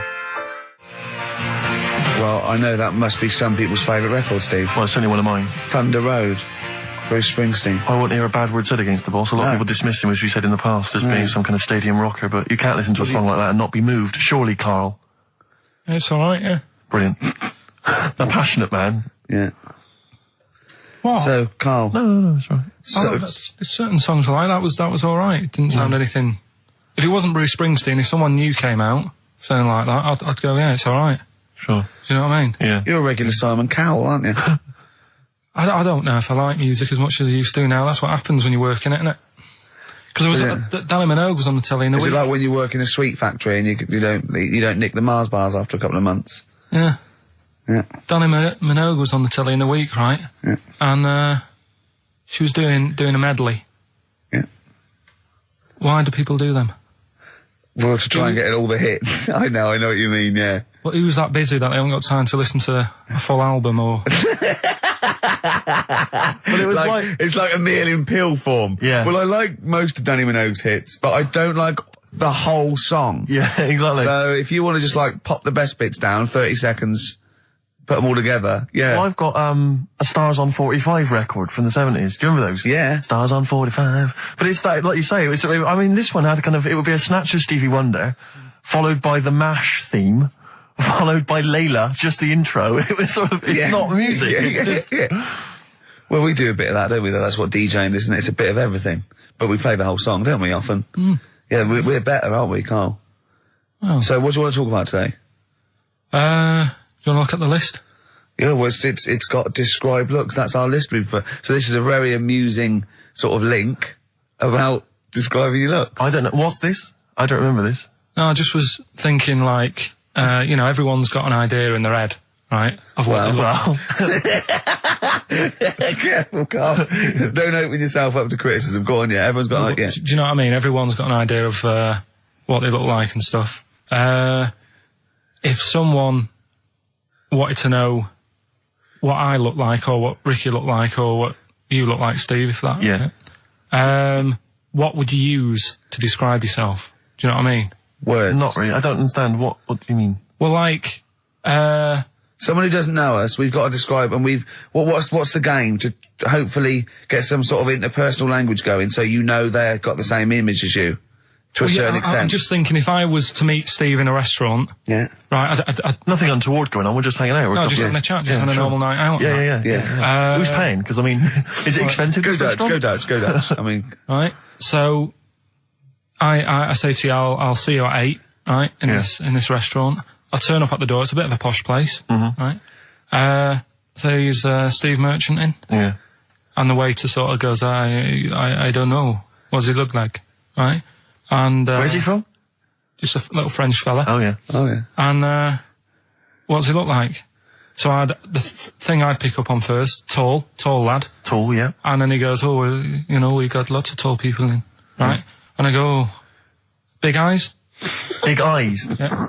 And then he'd go, yeah, he's over there. I'll be honest with you. I mean, you can have dinner and you can buy me dinner. I'm not sure you're going to get anywhere with me. If you're slagging me off. No, I'm not slagging you off, though. That's what I'm saying. Yeah. I'm just using what comes to mind when can I just... Tall and big eyes. Can I assume that they know... Like, could I say, like, easiest for me I'd say, looks like Reg Varney from On the Buses. Would they understand that? Can I use sort of like kick references? He's 30 odd, this waiter, so he'll. Yeah, so I go, right. Oh yes, it's Reg Varney, he's sitting over there. Yeah. So he went right. German towards the end.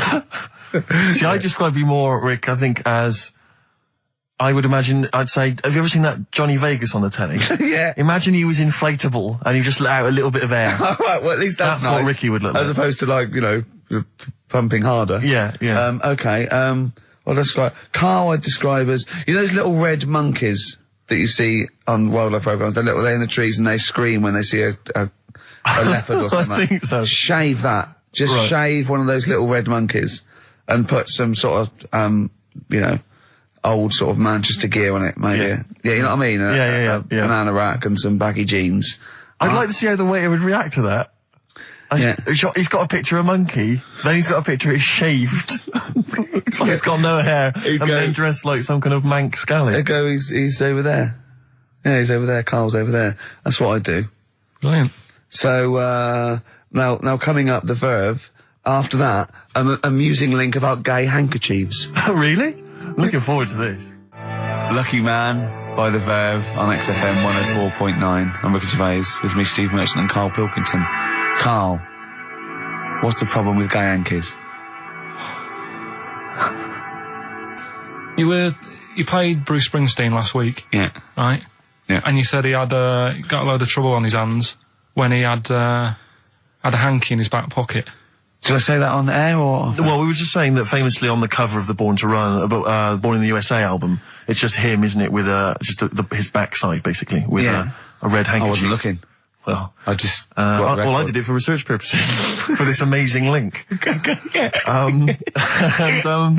Yeah, he had a red handkerchief, I think, in his right hand pocket, and apparently that signifies homosexuality. Apparently, I don't know.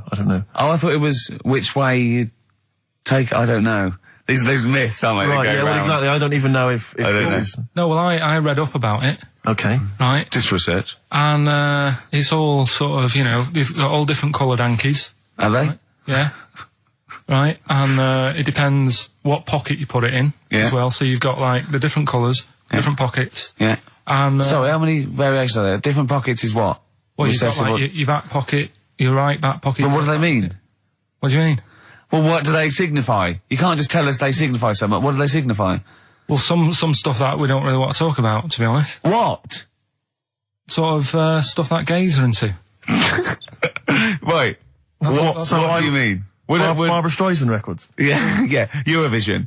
No, like, a couple of the things that were there that I know we can mention.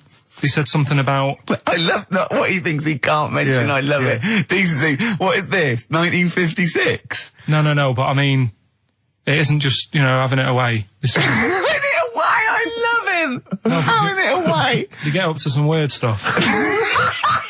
I love the fact he didn't want to offend, but he's offended a lot more people by saying they get up to some weird stuff. Right. In your opinion? Yeah. What do you mean? No, but don't if there is something that I don't know about that it's like you can't say on the radio. Yeah, I'd rather not. But what do you mean weird stuff? Well, one of them, right? If you've got a red hanky, right? Yeah. In your right pocket. Like Bruce? Yeah. That's exactly what Bruce had, yeah. Right. Well, apparently then, Bruce is an armpit freak. An armpit freak? Yeah. No, really? No. But that's very specific. Carl. Seriously. Well, what? Right, okay. What else is there then? Sorry, is there some kind of homosexual body that sat down and came up with this at some point? Well, you said this is getting crazy. You've got, like, a blue handkerchief in your top breast pocket. I don't know what that means. You need to sit down. There's some kind of summit, figure out what it means. Yeah. It's just that you're not free from it either. So if you were to go in like a gay bar, which, you might do if you're straight anyway, because they're, good places, I think. Mm-hmm. Right? You can't actually go in there if you've got a cold, because every coloured hanky represents something. Right. So if I was to go in, had a bit of a sniffle, I could get into all sorts of trouble. Right. What, pull out a Marks and Spencer's white linen hanky, that means you like to be tied up and whipped. Yeah. There was another one, armpit freak we've covered. Armpit freak is done. We've covered. An armpit freak? I don't really know what that means. No, right, okay, yeah. But there was just one other thing, like a blue and white one, is if you're into sailors. To sailors? Yeah, if you have a little blue and white hanky, that's in your left pocket. Yeah. Right. Blue and white equals sailor. So I wanted to ask you something. You know, remember, again, we've got to be careful here. You know when you wouldn't leave the building that was on fire because you were standing proud? Hang on, we need this. Some people now don't know what you're talking about. Carl, you were on holiday. Yeah. On holiday in Tenerife, right? Yeah. You'd had a moment of intimacy with your girlfriend. Yeah. A knock on the door. You had to stop and get up. And you peeked around the door. It was a fireman saying, get out. But you didn't want to leave because you had a... Yeah. It was a little... Yeah. But what I don't understand is you maintained that while looking at a Spanish man dressed as a fireman. Yeah. Is that true? Is that the fact? You maintained... I'm sorry to say, you maintained arousal whilst looking at a gentleman dressed as a fireman. No, is that, these are the facts, and they are undisputed, right? Did you maintain... I'm not a machine, though. Do you know what I mean? I can't turn it on, turn it off. Right? But you were talking, I just thought, talking to a fireman, you'd have probably lost it. I don't know, but you didn't. No, but the other thing was, I mean, I was talking to Suzanne about it again, right? Yeah. She said, what are you talking about that for? Right? I said, oh, it just cropped up, right? Yeah. And the dilemma was, you see, I wanted to try and make sure that it was a proper fire because that was the last condom we had, right? So it would have ruined the night. So I didn't want to, like, it was like, well, what's going on? Is it, do we need to get out? Yeah. Is it a proper fire? Yeah. And you, and talking to this man in uniform, what did he look like? Was he good looking? Did he look like Ricky Martin, say? Was he good looking? Was he good looking in his uniform? I can't remember. Can't remember. Did he have a moustache? Better play a record, didn't we? Is this bringing it back? What? You look uncomfortable. What? Did you just switch this on with your hands? The Flaming Lips, and that's Fight Test. Lips and test. Lips Test. On M. We were talking there about homosexual people, and I'm sure we'll move on to other topics. But I just mentioned, I was talking to a friend of mine in the week, Rufus, and he overheard, he pieced together sometimes if you overhear a conversation, you can piece together what's going on. Yeah. And, it sort of transpired from what you could make out that one gay guy had just realised or just found out that his gay boyfriend had, maybe been having an affair and was on the phone, and had called this person, the third party. So the other one was crying, wasn't it? The other one was crying in tears. Obviously, they just had a big argument about it.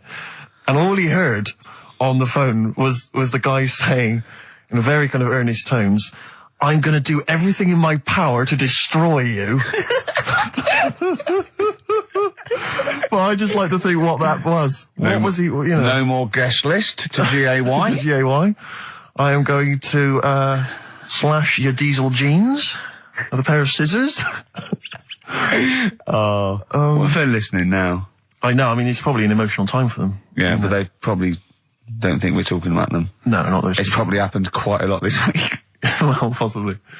I do know quite a lot of gay people, right? But they do jump about when it comes to partners. Right. Carl. No, Lee. Freedom of speech. Yeah. Let the man speak. No, I'm not saying that's a bad thing. I mean, it's quite, they don't, if they get bored, they move on that.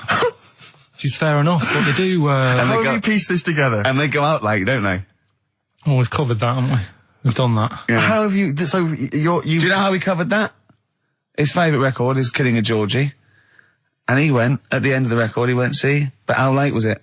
Yeah. If he'd have been sort of going out at a decent time, that wouldn't have happened. Do you know what I mean, Steve, though? They're always getting ready to go out about 1:30 in the morning.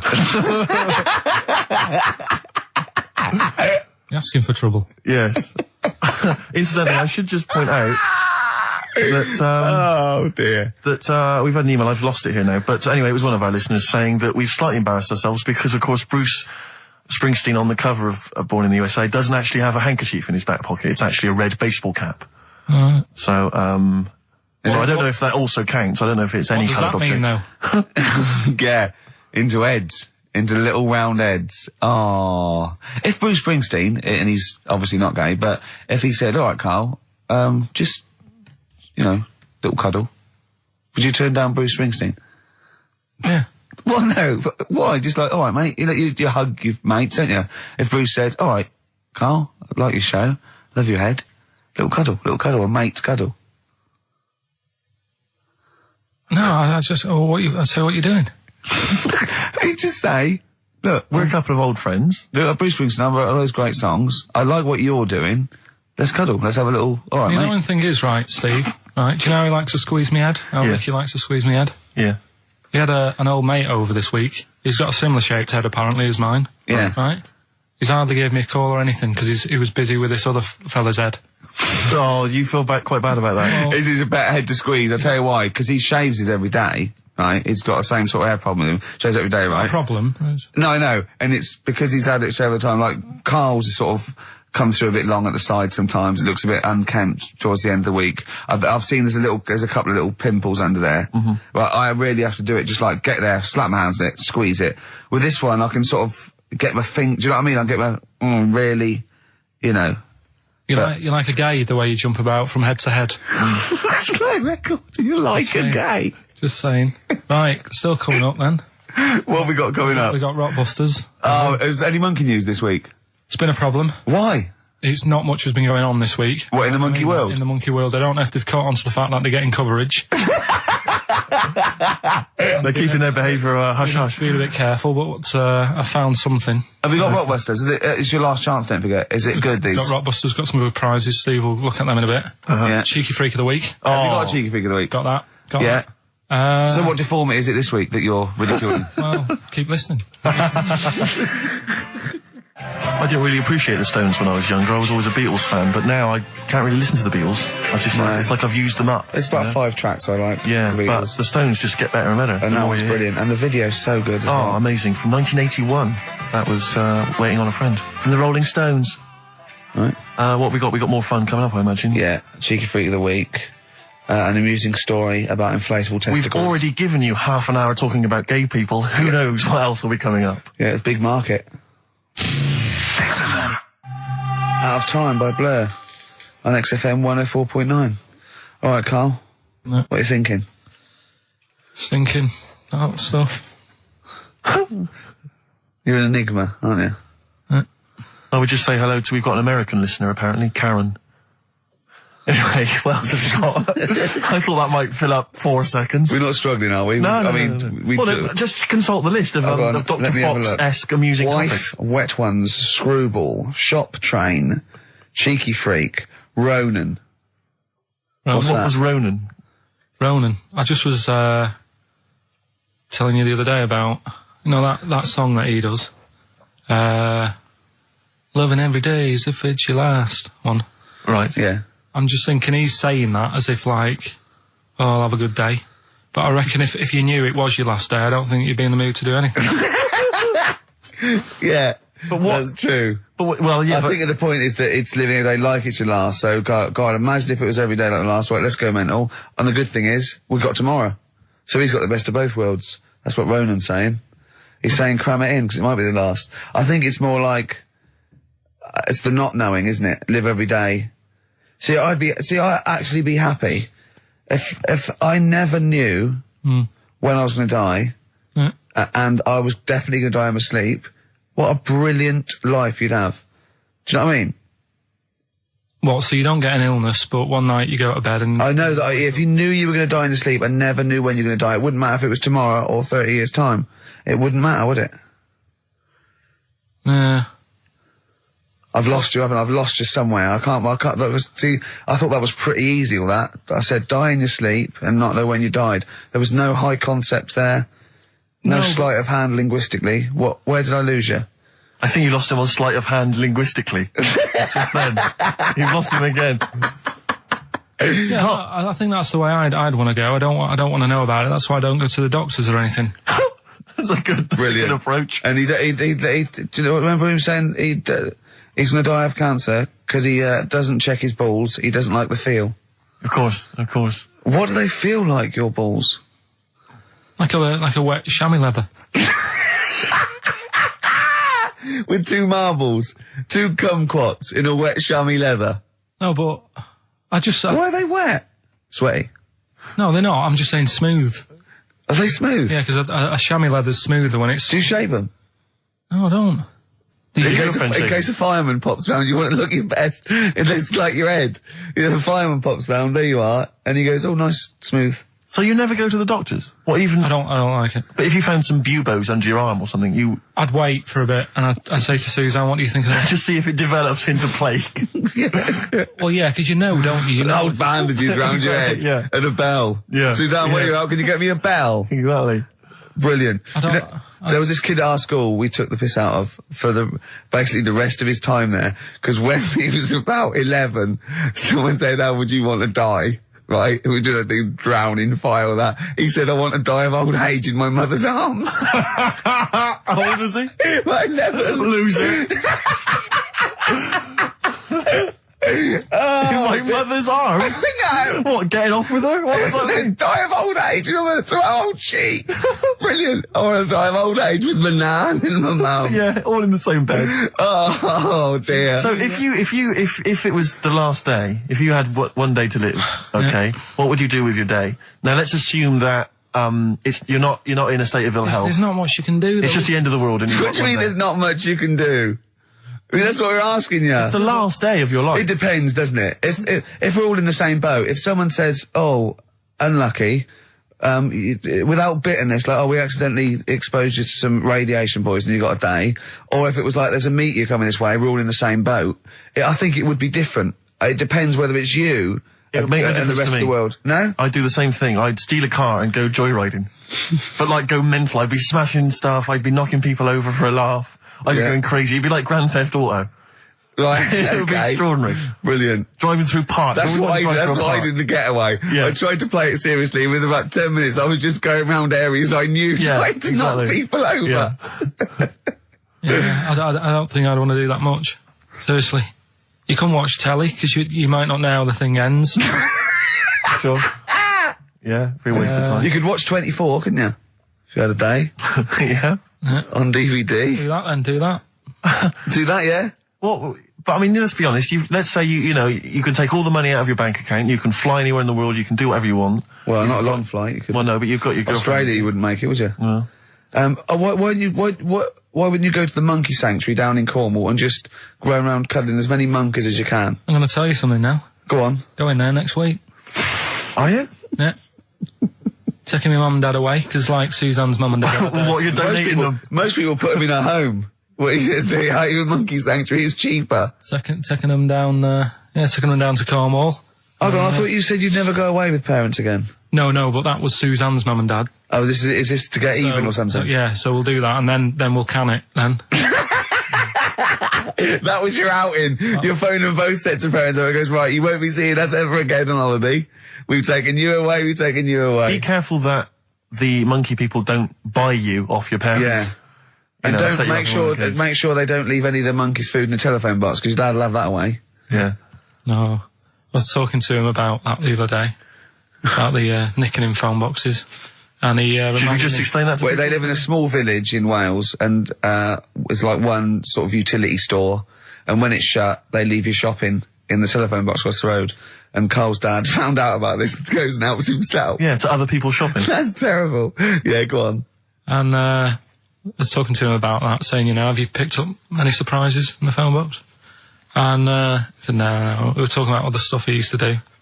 One of them used to be going in this supermarket, right, in Manchester. Yeah.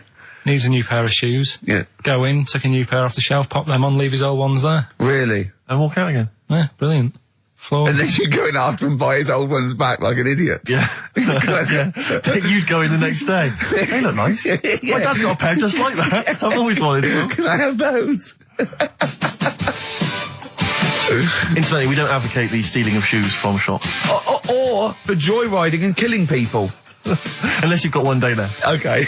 Or phone boxes. John, fighting. M. Gervais, merchant, Pilkington. Rockbusters. Oh, brilliant. Is there a jingle for Rockbusters? I don't think there's ever been one, is there? No. Can you come up with one quickly? Oh, Rockbusters.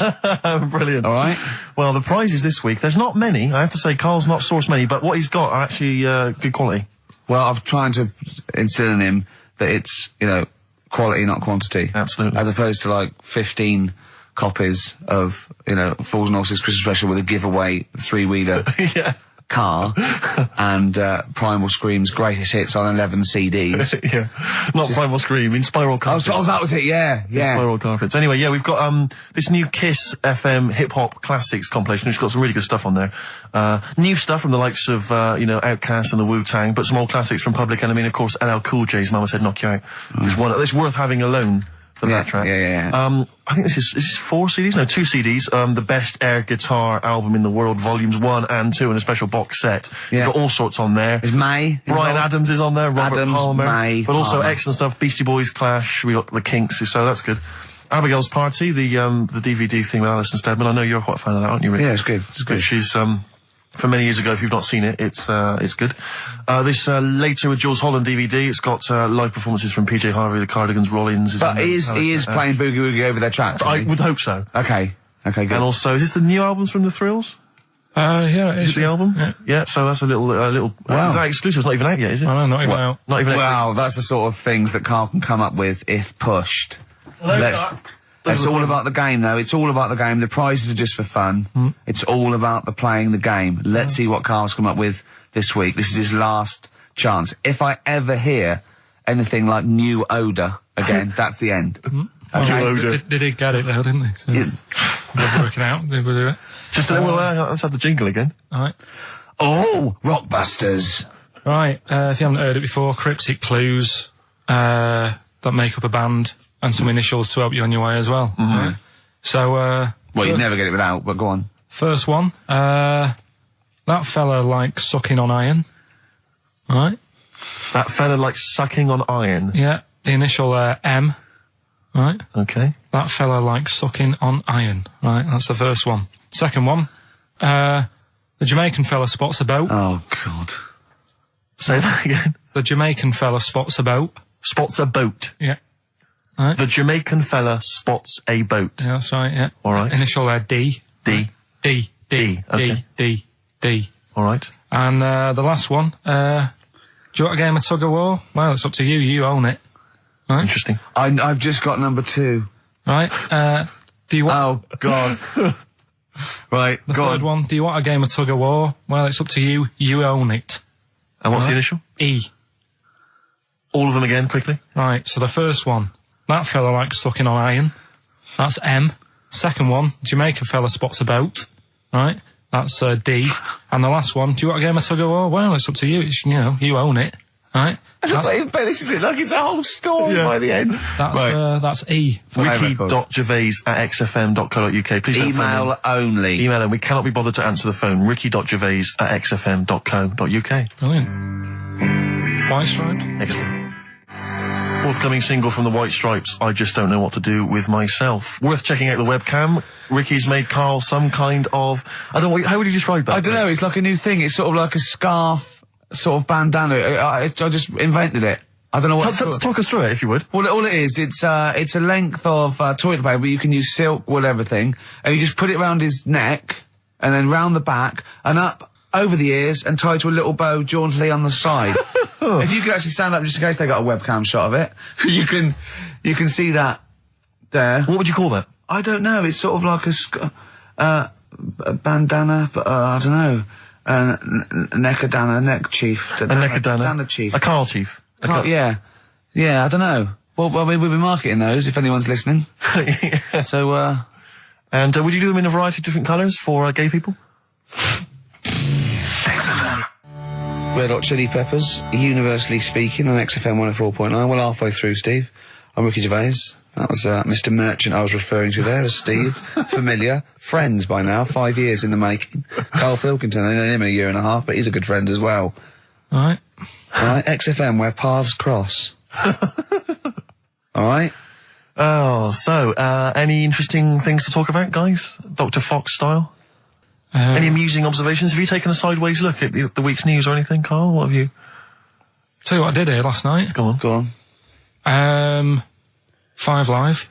They do like a review of what's gone on in the week. When we've been busy in the week, I haven't always got time to follow what's going on. In the world, sure. Someone's made a chicken with teeth.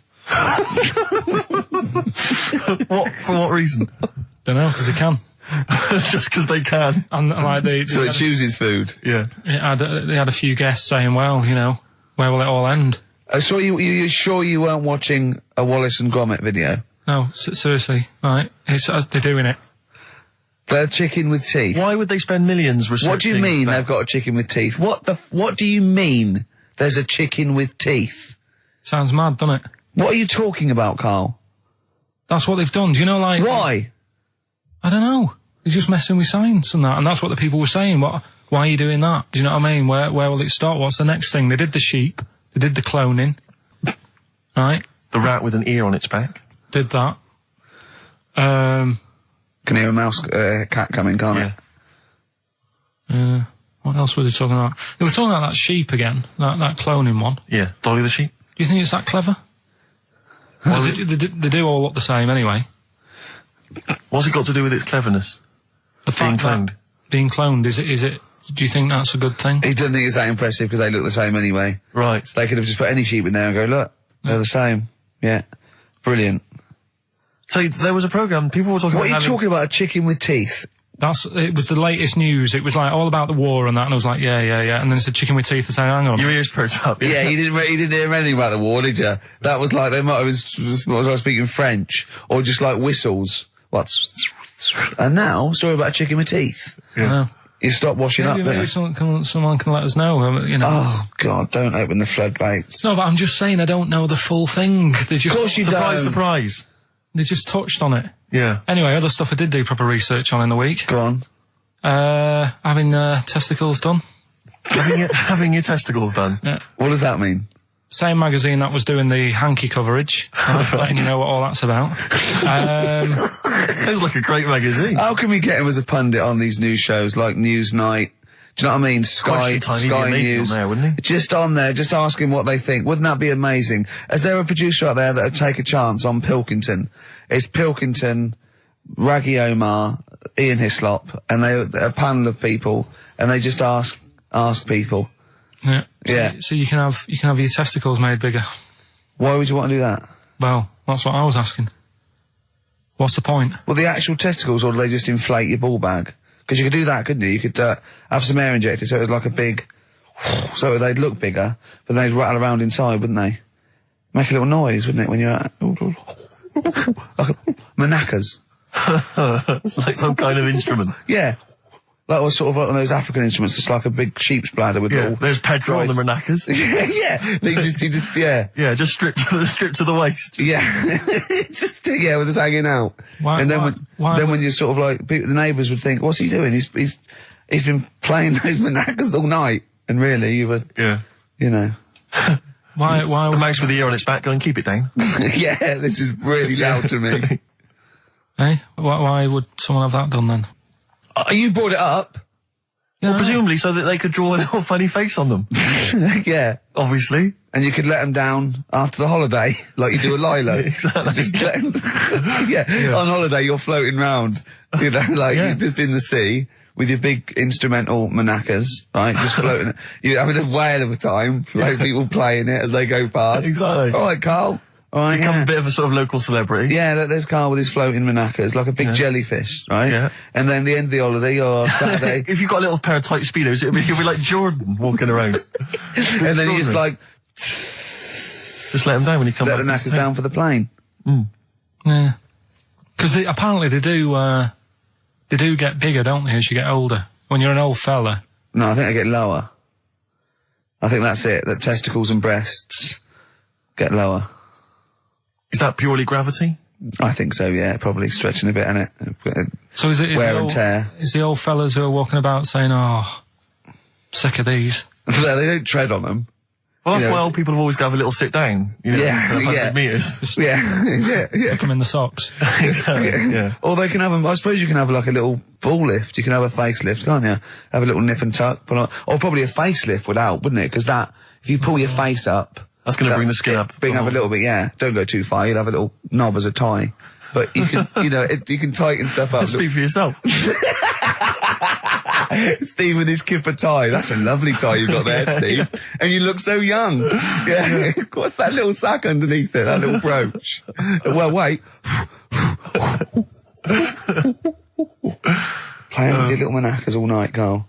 So, a chicken with teeth, and you can have your balls done. That's, imagine Kirsty Ward, whatever her name is, on Newsnight, saying that. And now, 2 features of the week. The war in Iraq, let's forget that. Who wants their knackers done? And look at this chicken. Careful, it bites. I think we should send this link to Dr. Fox and see if he thinks it's an improvement on what he heard during the Sonos. Play a record. Yeah, get this link, send it to Dr. Fox. He'd love it. All right. Plus, he'd be able to offer some kind of medical explanation. Yeah, exactly. Teenage Fan Club. Oh, brilliant. One of Kurt Cobain's favourite bands, apparently, Teenage Fan Club, and that was the song Radio. He loved them. We've just had an email here. It says apparently they created the chicken with the teeth in order to prove that DNA can be reverse stimulated. The theory being that if you can revert chickens to a state in which it has teeth, I don't know if it ever had teeth, you can alter someone's DNA to stop them going bald. Carl. Did they mean that because birds came from reptiles that had teeth, outcrops, and then changed into a beak or whatever, that they revert? I don't understand. They revert DNA. I mean, there's not quite enough science here for me to be able to answer it in detail. Well, not for us, maybe. But I think Carl's probably grasped it. What do you think that means, Carl? Yeah. What does he say? Okay, moving on. Ah, dear. Oh, Life's too short. What else is there? Have you got a monkey news coming up soon? Like I say, it's been a struggle. We'll do that. We'll do Cheeky Freak of the Week. Do you want to? Oh, definitely. Should we do Cheeky Freak of the Week? Cheeky Freak of the Week? I can't wait. I'll always do these. I'd start off with these. All right. Well, let's have the jingle for Cheeky Freak of the Week. Oh no. Do you remember it? No. I remember it. Oh, Cheeky Freak of the Week. Brilliant. Something like that. I want some more though, because that was slightly a half high. Oh, Cheeky Freak of the Week. Excellent. Right. This we're going back again. Yeah, 17th century. Well, it was 1829, right? Oh, I'm impressed. Now the problem is with Cheeky Freak of the Week. Not so much the week, is it? If you're going back to 1829. Well, not even of the century. You haven't even done Cheeky Freak of the century. What's the problem with Cheeky Freak of the Week? Just because, other than the sort of moral implications. Yeah. Well, last week it was a fellow with 2 heads. Yeah. We've done Siamese twins. It's Siamese twins again. Oh, no, it was Siamese twins. It wasn't a fellow with 2 heads last week. It was Siamese twins. Conjoined twins, sorry. They're 2 different people. This is what I'm telling you. But this is the problem. They're going to crop up quite a lot just because they've got double a chance. All right? Oh, please don't write in and complain. He knows not what he does. You understand, don't you? Carl will actually feature one day in this section. Beyond. So, right, go on, Carl. We're going back to 1829. Yeah. All the way back there to 1829. It's a retro conjoined twin link. A couple of guys set up a business. They were called Chang and Ang. Oh, they're the first. That's why they were called Siamese twins, because they wasn't that what it was based on? Those 2, Chang and Ang. Was it? The original, yeah. That's why they're called Siamese twins, because I think they were Siamese. So these are the first ones. Well, not the first ones, but they're the ones that got to fame, I think, and why people started calling them. People started calling them conjoined twins, Siamese twins. I think I'm right there. Anyway. Good. Well, the sort of set up business, sort of going around the US. Well, both of them. And Europe, yeah. Yeah. And what they used to do, people were amazed by it anyway. Yeah. People wanted to know how they get through life doing certain things that you think about. When you think about Siamese twins, you think about, how do you get through a day like that? Yeah.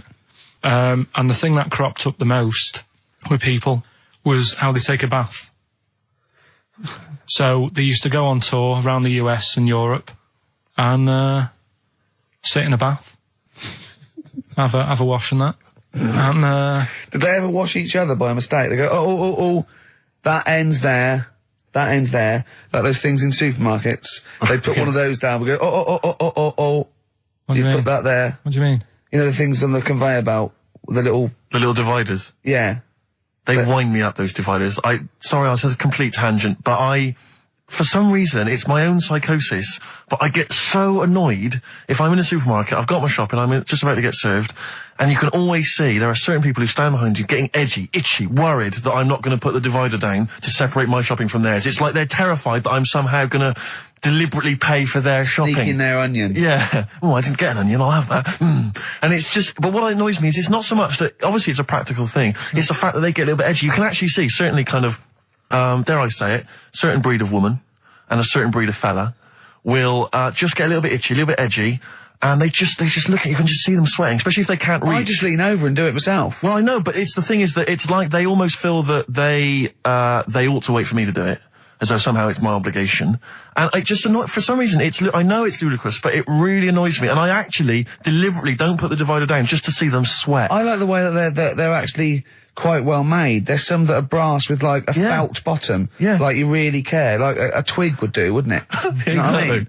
But I just leave a slight gap. And then when it gets to when the woman's putting it through the till or the guy, I just say, that's my stuff. Do you ever look at other people shopping and go, oh, I should have got that? Often. Oh, yeah. That's annoying. I'll tell you what it is, it's the same thing, and again, it's my psychosis. When people, if you're on a bus or a train, and we're pulling into the stop, but there's a good, kind of 35 seconds before we're actually going to come to a halt, they leap up, and they're straight by the door. Yeah. But it's this fear that they're going to miss out. Oh my God, what if I fell over now and broke my ankle? I'd never get out. To be fair, I've never had that commuter's worry. I've never commuted, but every second counts, doesn't it? Because you miss a train, it can make a difference of half an hour. So that's why commuters literally run to get their connections. But the thing is that with a bus, there's often there'll be people who are sat right next to the exit will get up and stand up for a while, waiting to get out. It just, again, I'm not saying it's not, it makes perfect sense to them. It's my psychosis. They're going to be mowed down in the streets. They will just be a few of the people. You're going to be in a lovely Chrysler. Exactly. Yeah. Well, I will be going straight through a branch of Waitrose. Yeah. Taking people out in the So we do not condone going through Waitrose in a Chrysler. In a car. Now, as Changanang, they're in the bath, they're washing their own bits, they've got one of those dividers, right? They go, well, that's definitely yours. I marked mine. That's definitely mine. What? Don't wash that, Chang. I wouldn't hang. I wouldn't wash that. Right? So what are they doing? They're in the bath. Carry on with the story. That's about it, really. I mean, that's the fact that people... So, two little Oriental fellas joined in the hip, had a bath. No. That's your story. No, they didn't have a bath. They they must have done some sort of research, right? Who? Changanang, right? And they said, well, what do people want to see? Isn't that a Bay City Rollers song? But it's an idea that people have queued up. They've paid their money. They're in a tent. Well, I hear they're going to have a bath. They're going to have a bath. Two Siamese people have a bath. How would they possibly do it? Well, I've heard they get into a bath. But that's I don't know what they wanted to see them nude and where the join was. No. More than how do you get in the bath? I don't know. That's what they picked. They said what would be good to see. What do you want to see them do? Having a bath. How'd you get into trousers? Was there exactly? This is all part of it, and that's why they picked having a bath. This is all part of it. Well, they want you to get dressed afterwards. Yeah. Who was the best out of Changanang? Who was your favourite? They both look the same, to be honest. There's a surprise. One was a short ginger woman. Oh dear. Is there anything what would be better than having a bath for you when you've seen them? What would sort of make you go, I wonder? One of them pulling and the other one going home alone. Yeah. I go, look, she's definitely up for it. I'm taking her home and go, what am I going to do? Can I watch? Definitely not. Definitely not. Look, you go to bed. I want to wine and dine her. But if he's got back to their place and they're going at Hammer and Tongs, but are you saying one of them? No, Hammer and Tongs were their cousins. Right. They lived miles away. Yeah. If one of them gets knackered, can the other one take over? God, I think we play a record. That annoys me. What? That sort of being at it all night. What do you mean? Let's put a song and I'll come back. What do you mean? No, come on. Seriously, because Okay. R.E.M. Yeah. Well, after REM, Night Swimming, being at it all night, and why it annoys Carl. Night Swimming by REM. Well, before we played that track, you remember Carl was on the, teetering on the cusp of telling us why he's annoyed at going all night. I assume you mean... Relations. Yeah. What do you mean? What annoys you about what? Sexual relations all night. The concept, or people keep you up. Is it your next door neighbours or something? No, just that thing of people who say, "Oh, was that it all night last night?" Who says that to you? You know, lads who think they're, they think they're a bit of a lad and think that means it's good. Well, like Sting and his tantric sex. Sting. Yeah. Well, to be fair, it goes for 8 hours, but only 3 minutes of that is going for it. The other sort of, 7 and a bit is sort of laying next to each other, isn't it? Right. Or sometimes in a different room. Yeah. Yeah. Is that why it's called Sting? Hey? Well, if you're at it all night, bet it. It's gonna sting. Yeah. So what's your problem with this notion of going at it all night? It's just that thing of, get it done right the first time. Do you know what I mean? Get it done. Yeah, get in, get out like the SAS. Once you've done it, you've done. You know what I mean? Yeah, no fanning around. No messing about. So, it's just that, isn't it? It's like, do it right the first time. Once you've washed up, right, you put the pots away, you don't dirty them again. What a lovely analogy. That's one of the great Is that what you say to Suzanne? Come on, love. Once you've washed up. I've already washed up. You don't dirty the pots again. Go. What a romantic Ding dong. song. Hello, is there a fire? Oh. Hello. Did he have a moustache, the fireman? Oh. Radiohead, they're there on XFM 104.9. I'm Ricky Gervais, Steve Merchant, Karl Pilkington with the answers to Rockbusters, the biggest quiz on radio, probably. Mm-hmm. Do you want to remind us the quiz? No, you mean the crappiest quiz on radio? Yeah. Right. First one was, that fella likes sucking on iron. Yeah. Right. The initial was M. Yeah. What was the band? It was Metal Liquor. Alright. What's Metal Liquor? No, wait, I've never heard of a band, Metal Liquor. Metallica. You said Metal Liquor, I don't understand. Yeah, Metal Liquor, Metallica. Yeah. What? No, say it again and try and make Metallica sound like Metal Liquor. Metallica. Metallica. Metallica. Is he having a fit? Say it again. Make Metallica sound like Metal Liquor. Metallica. Metallica. Okay, next one. Right. Yeah. Second one, the Jamaican fella spots a boat. That was easy. That was D. That was Debage. You got that? Make it sound like the band. Debage. Make it sound like a Jamaican fella saying, spotting a boat. Debage. Right. So you got that one. And the last one, do you want a game of tug of war? Well, it's up to you. You own it. Yeah. Right. That was E. That was your rope. Right. Europe. Europe? Right. Who did the final countdown? Yeah. So that's the... No, what? We've let that go? That's the 3 answers for this week. Who's the winner, Steve? Well, again, I mean, there are lots and lots of people who got it right, Rick. So I don't know if it's just us that think this is rubbish. Right. But, who's the winner? Well, I'm always a fan of people with just something, a name, I don't know, that maybe tickles me. Yeah. And sadly, I did want to give it to, I wanted to give it to Daniel Jowett. Because for some reason, Danny Jowett. Going to start. But sadly, I just realised he got it wrong, so I'm going to give it to a different Dan. So not only did you ridicule his name, he's not even getting the prizes. But better luck next time, Danny Jowett. Instead, I'm giving it to Dan Mason of Ilford. So he got them right, and he wins those prizes. All right. Well. Okay. More of that next week. I mean, what do we think? We'll do it next week then. Yeah. Again. Okay. What are you doing now? Got a record or what's that? Hoople. But I'm not the Hoople. Oh, it's a Hoople. Yeah. The Hoopsters. Monkey News? Next. All right. Not the Hoople. Roll Away the Stone. Classic little ditty on XFM 104.9. Right? Play the jingle. Oh, is it? Is it? Brilliant. Oh, chimpanzee that monkey news extra. Well, is there monkey news? I'll tell you what, I've been having a bit of a problem this week. Why?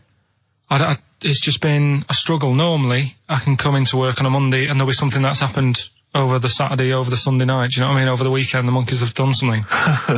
Been very quiet. I thought I'll be all right. Let's see how the week goes on. I don't know if they've caught on to the fact that we're giving this coverage now, or I don't understand. Normally, people are emailing me stuff all the time about monkeys. Been very quiet week. Been checking. I was looking in books last night and stuff. Is there any monkey news? I've got some, but just because it's not that good, something else I found out that I thought I'd share with you. Go on. I was looking in the Guinness Book of Records, right, because I thought they'll have something in there about monkeys or something, right? Mm-hmm.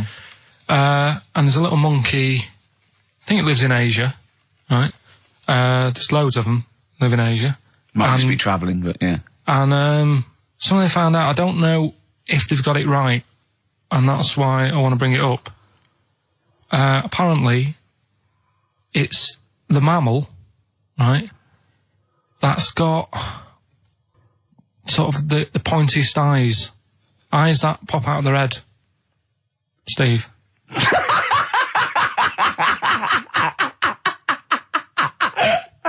Now, the thing is, right, I thought that's interesting. Yeah. Apparently, it's the biggest with the sort of goggle eye type thing. Right, yeah, go on. Apparently, they come out of their head 1.6 centimetres. 1.6 centimetres? What, you mean they protrude? Yeah. They protrude from the head at 1.6. Okay. What? How long? Have you got a ruler, Rick?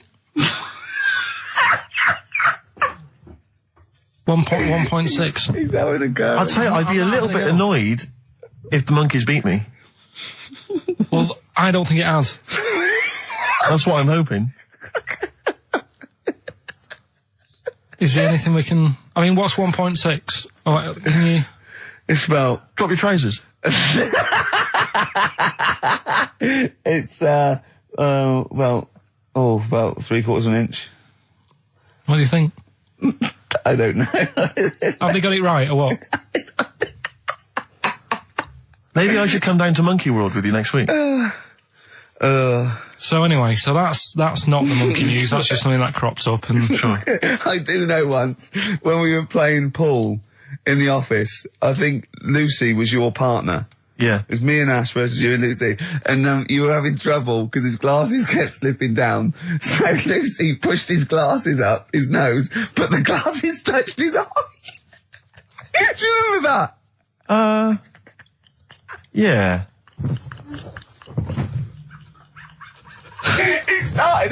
He started it. Well, you're the one who joined in. No, I know, and I feel bad now. Yeah. He makes me nervous when he goes, yeah. It's like, play a record. No, I'm just trying to think about which part of your fat, middle-aged physique I can pick on. The tits would be a good Yeah, start. yeah. Oh, the belly. Sure. Oh, what do you think of that? Oh, that's... What is that? Play a record.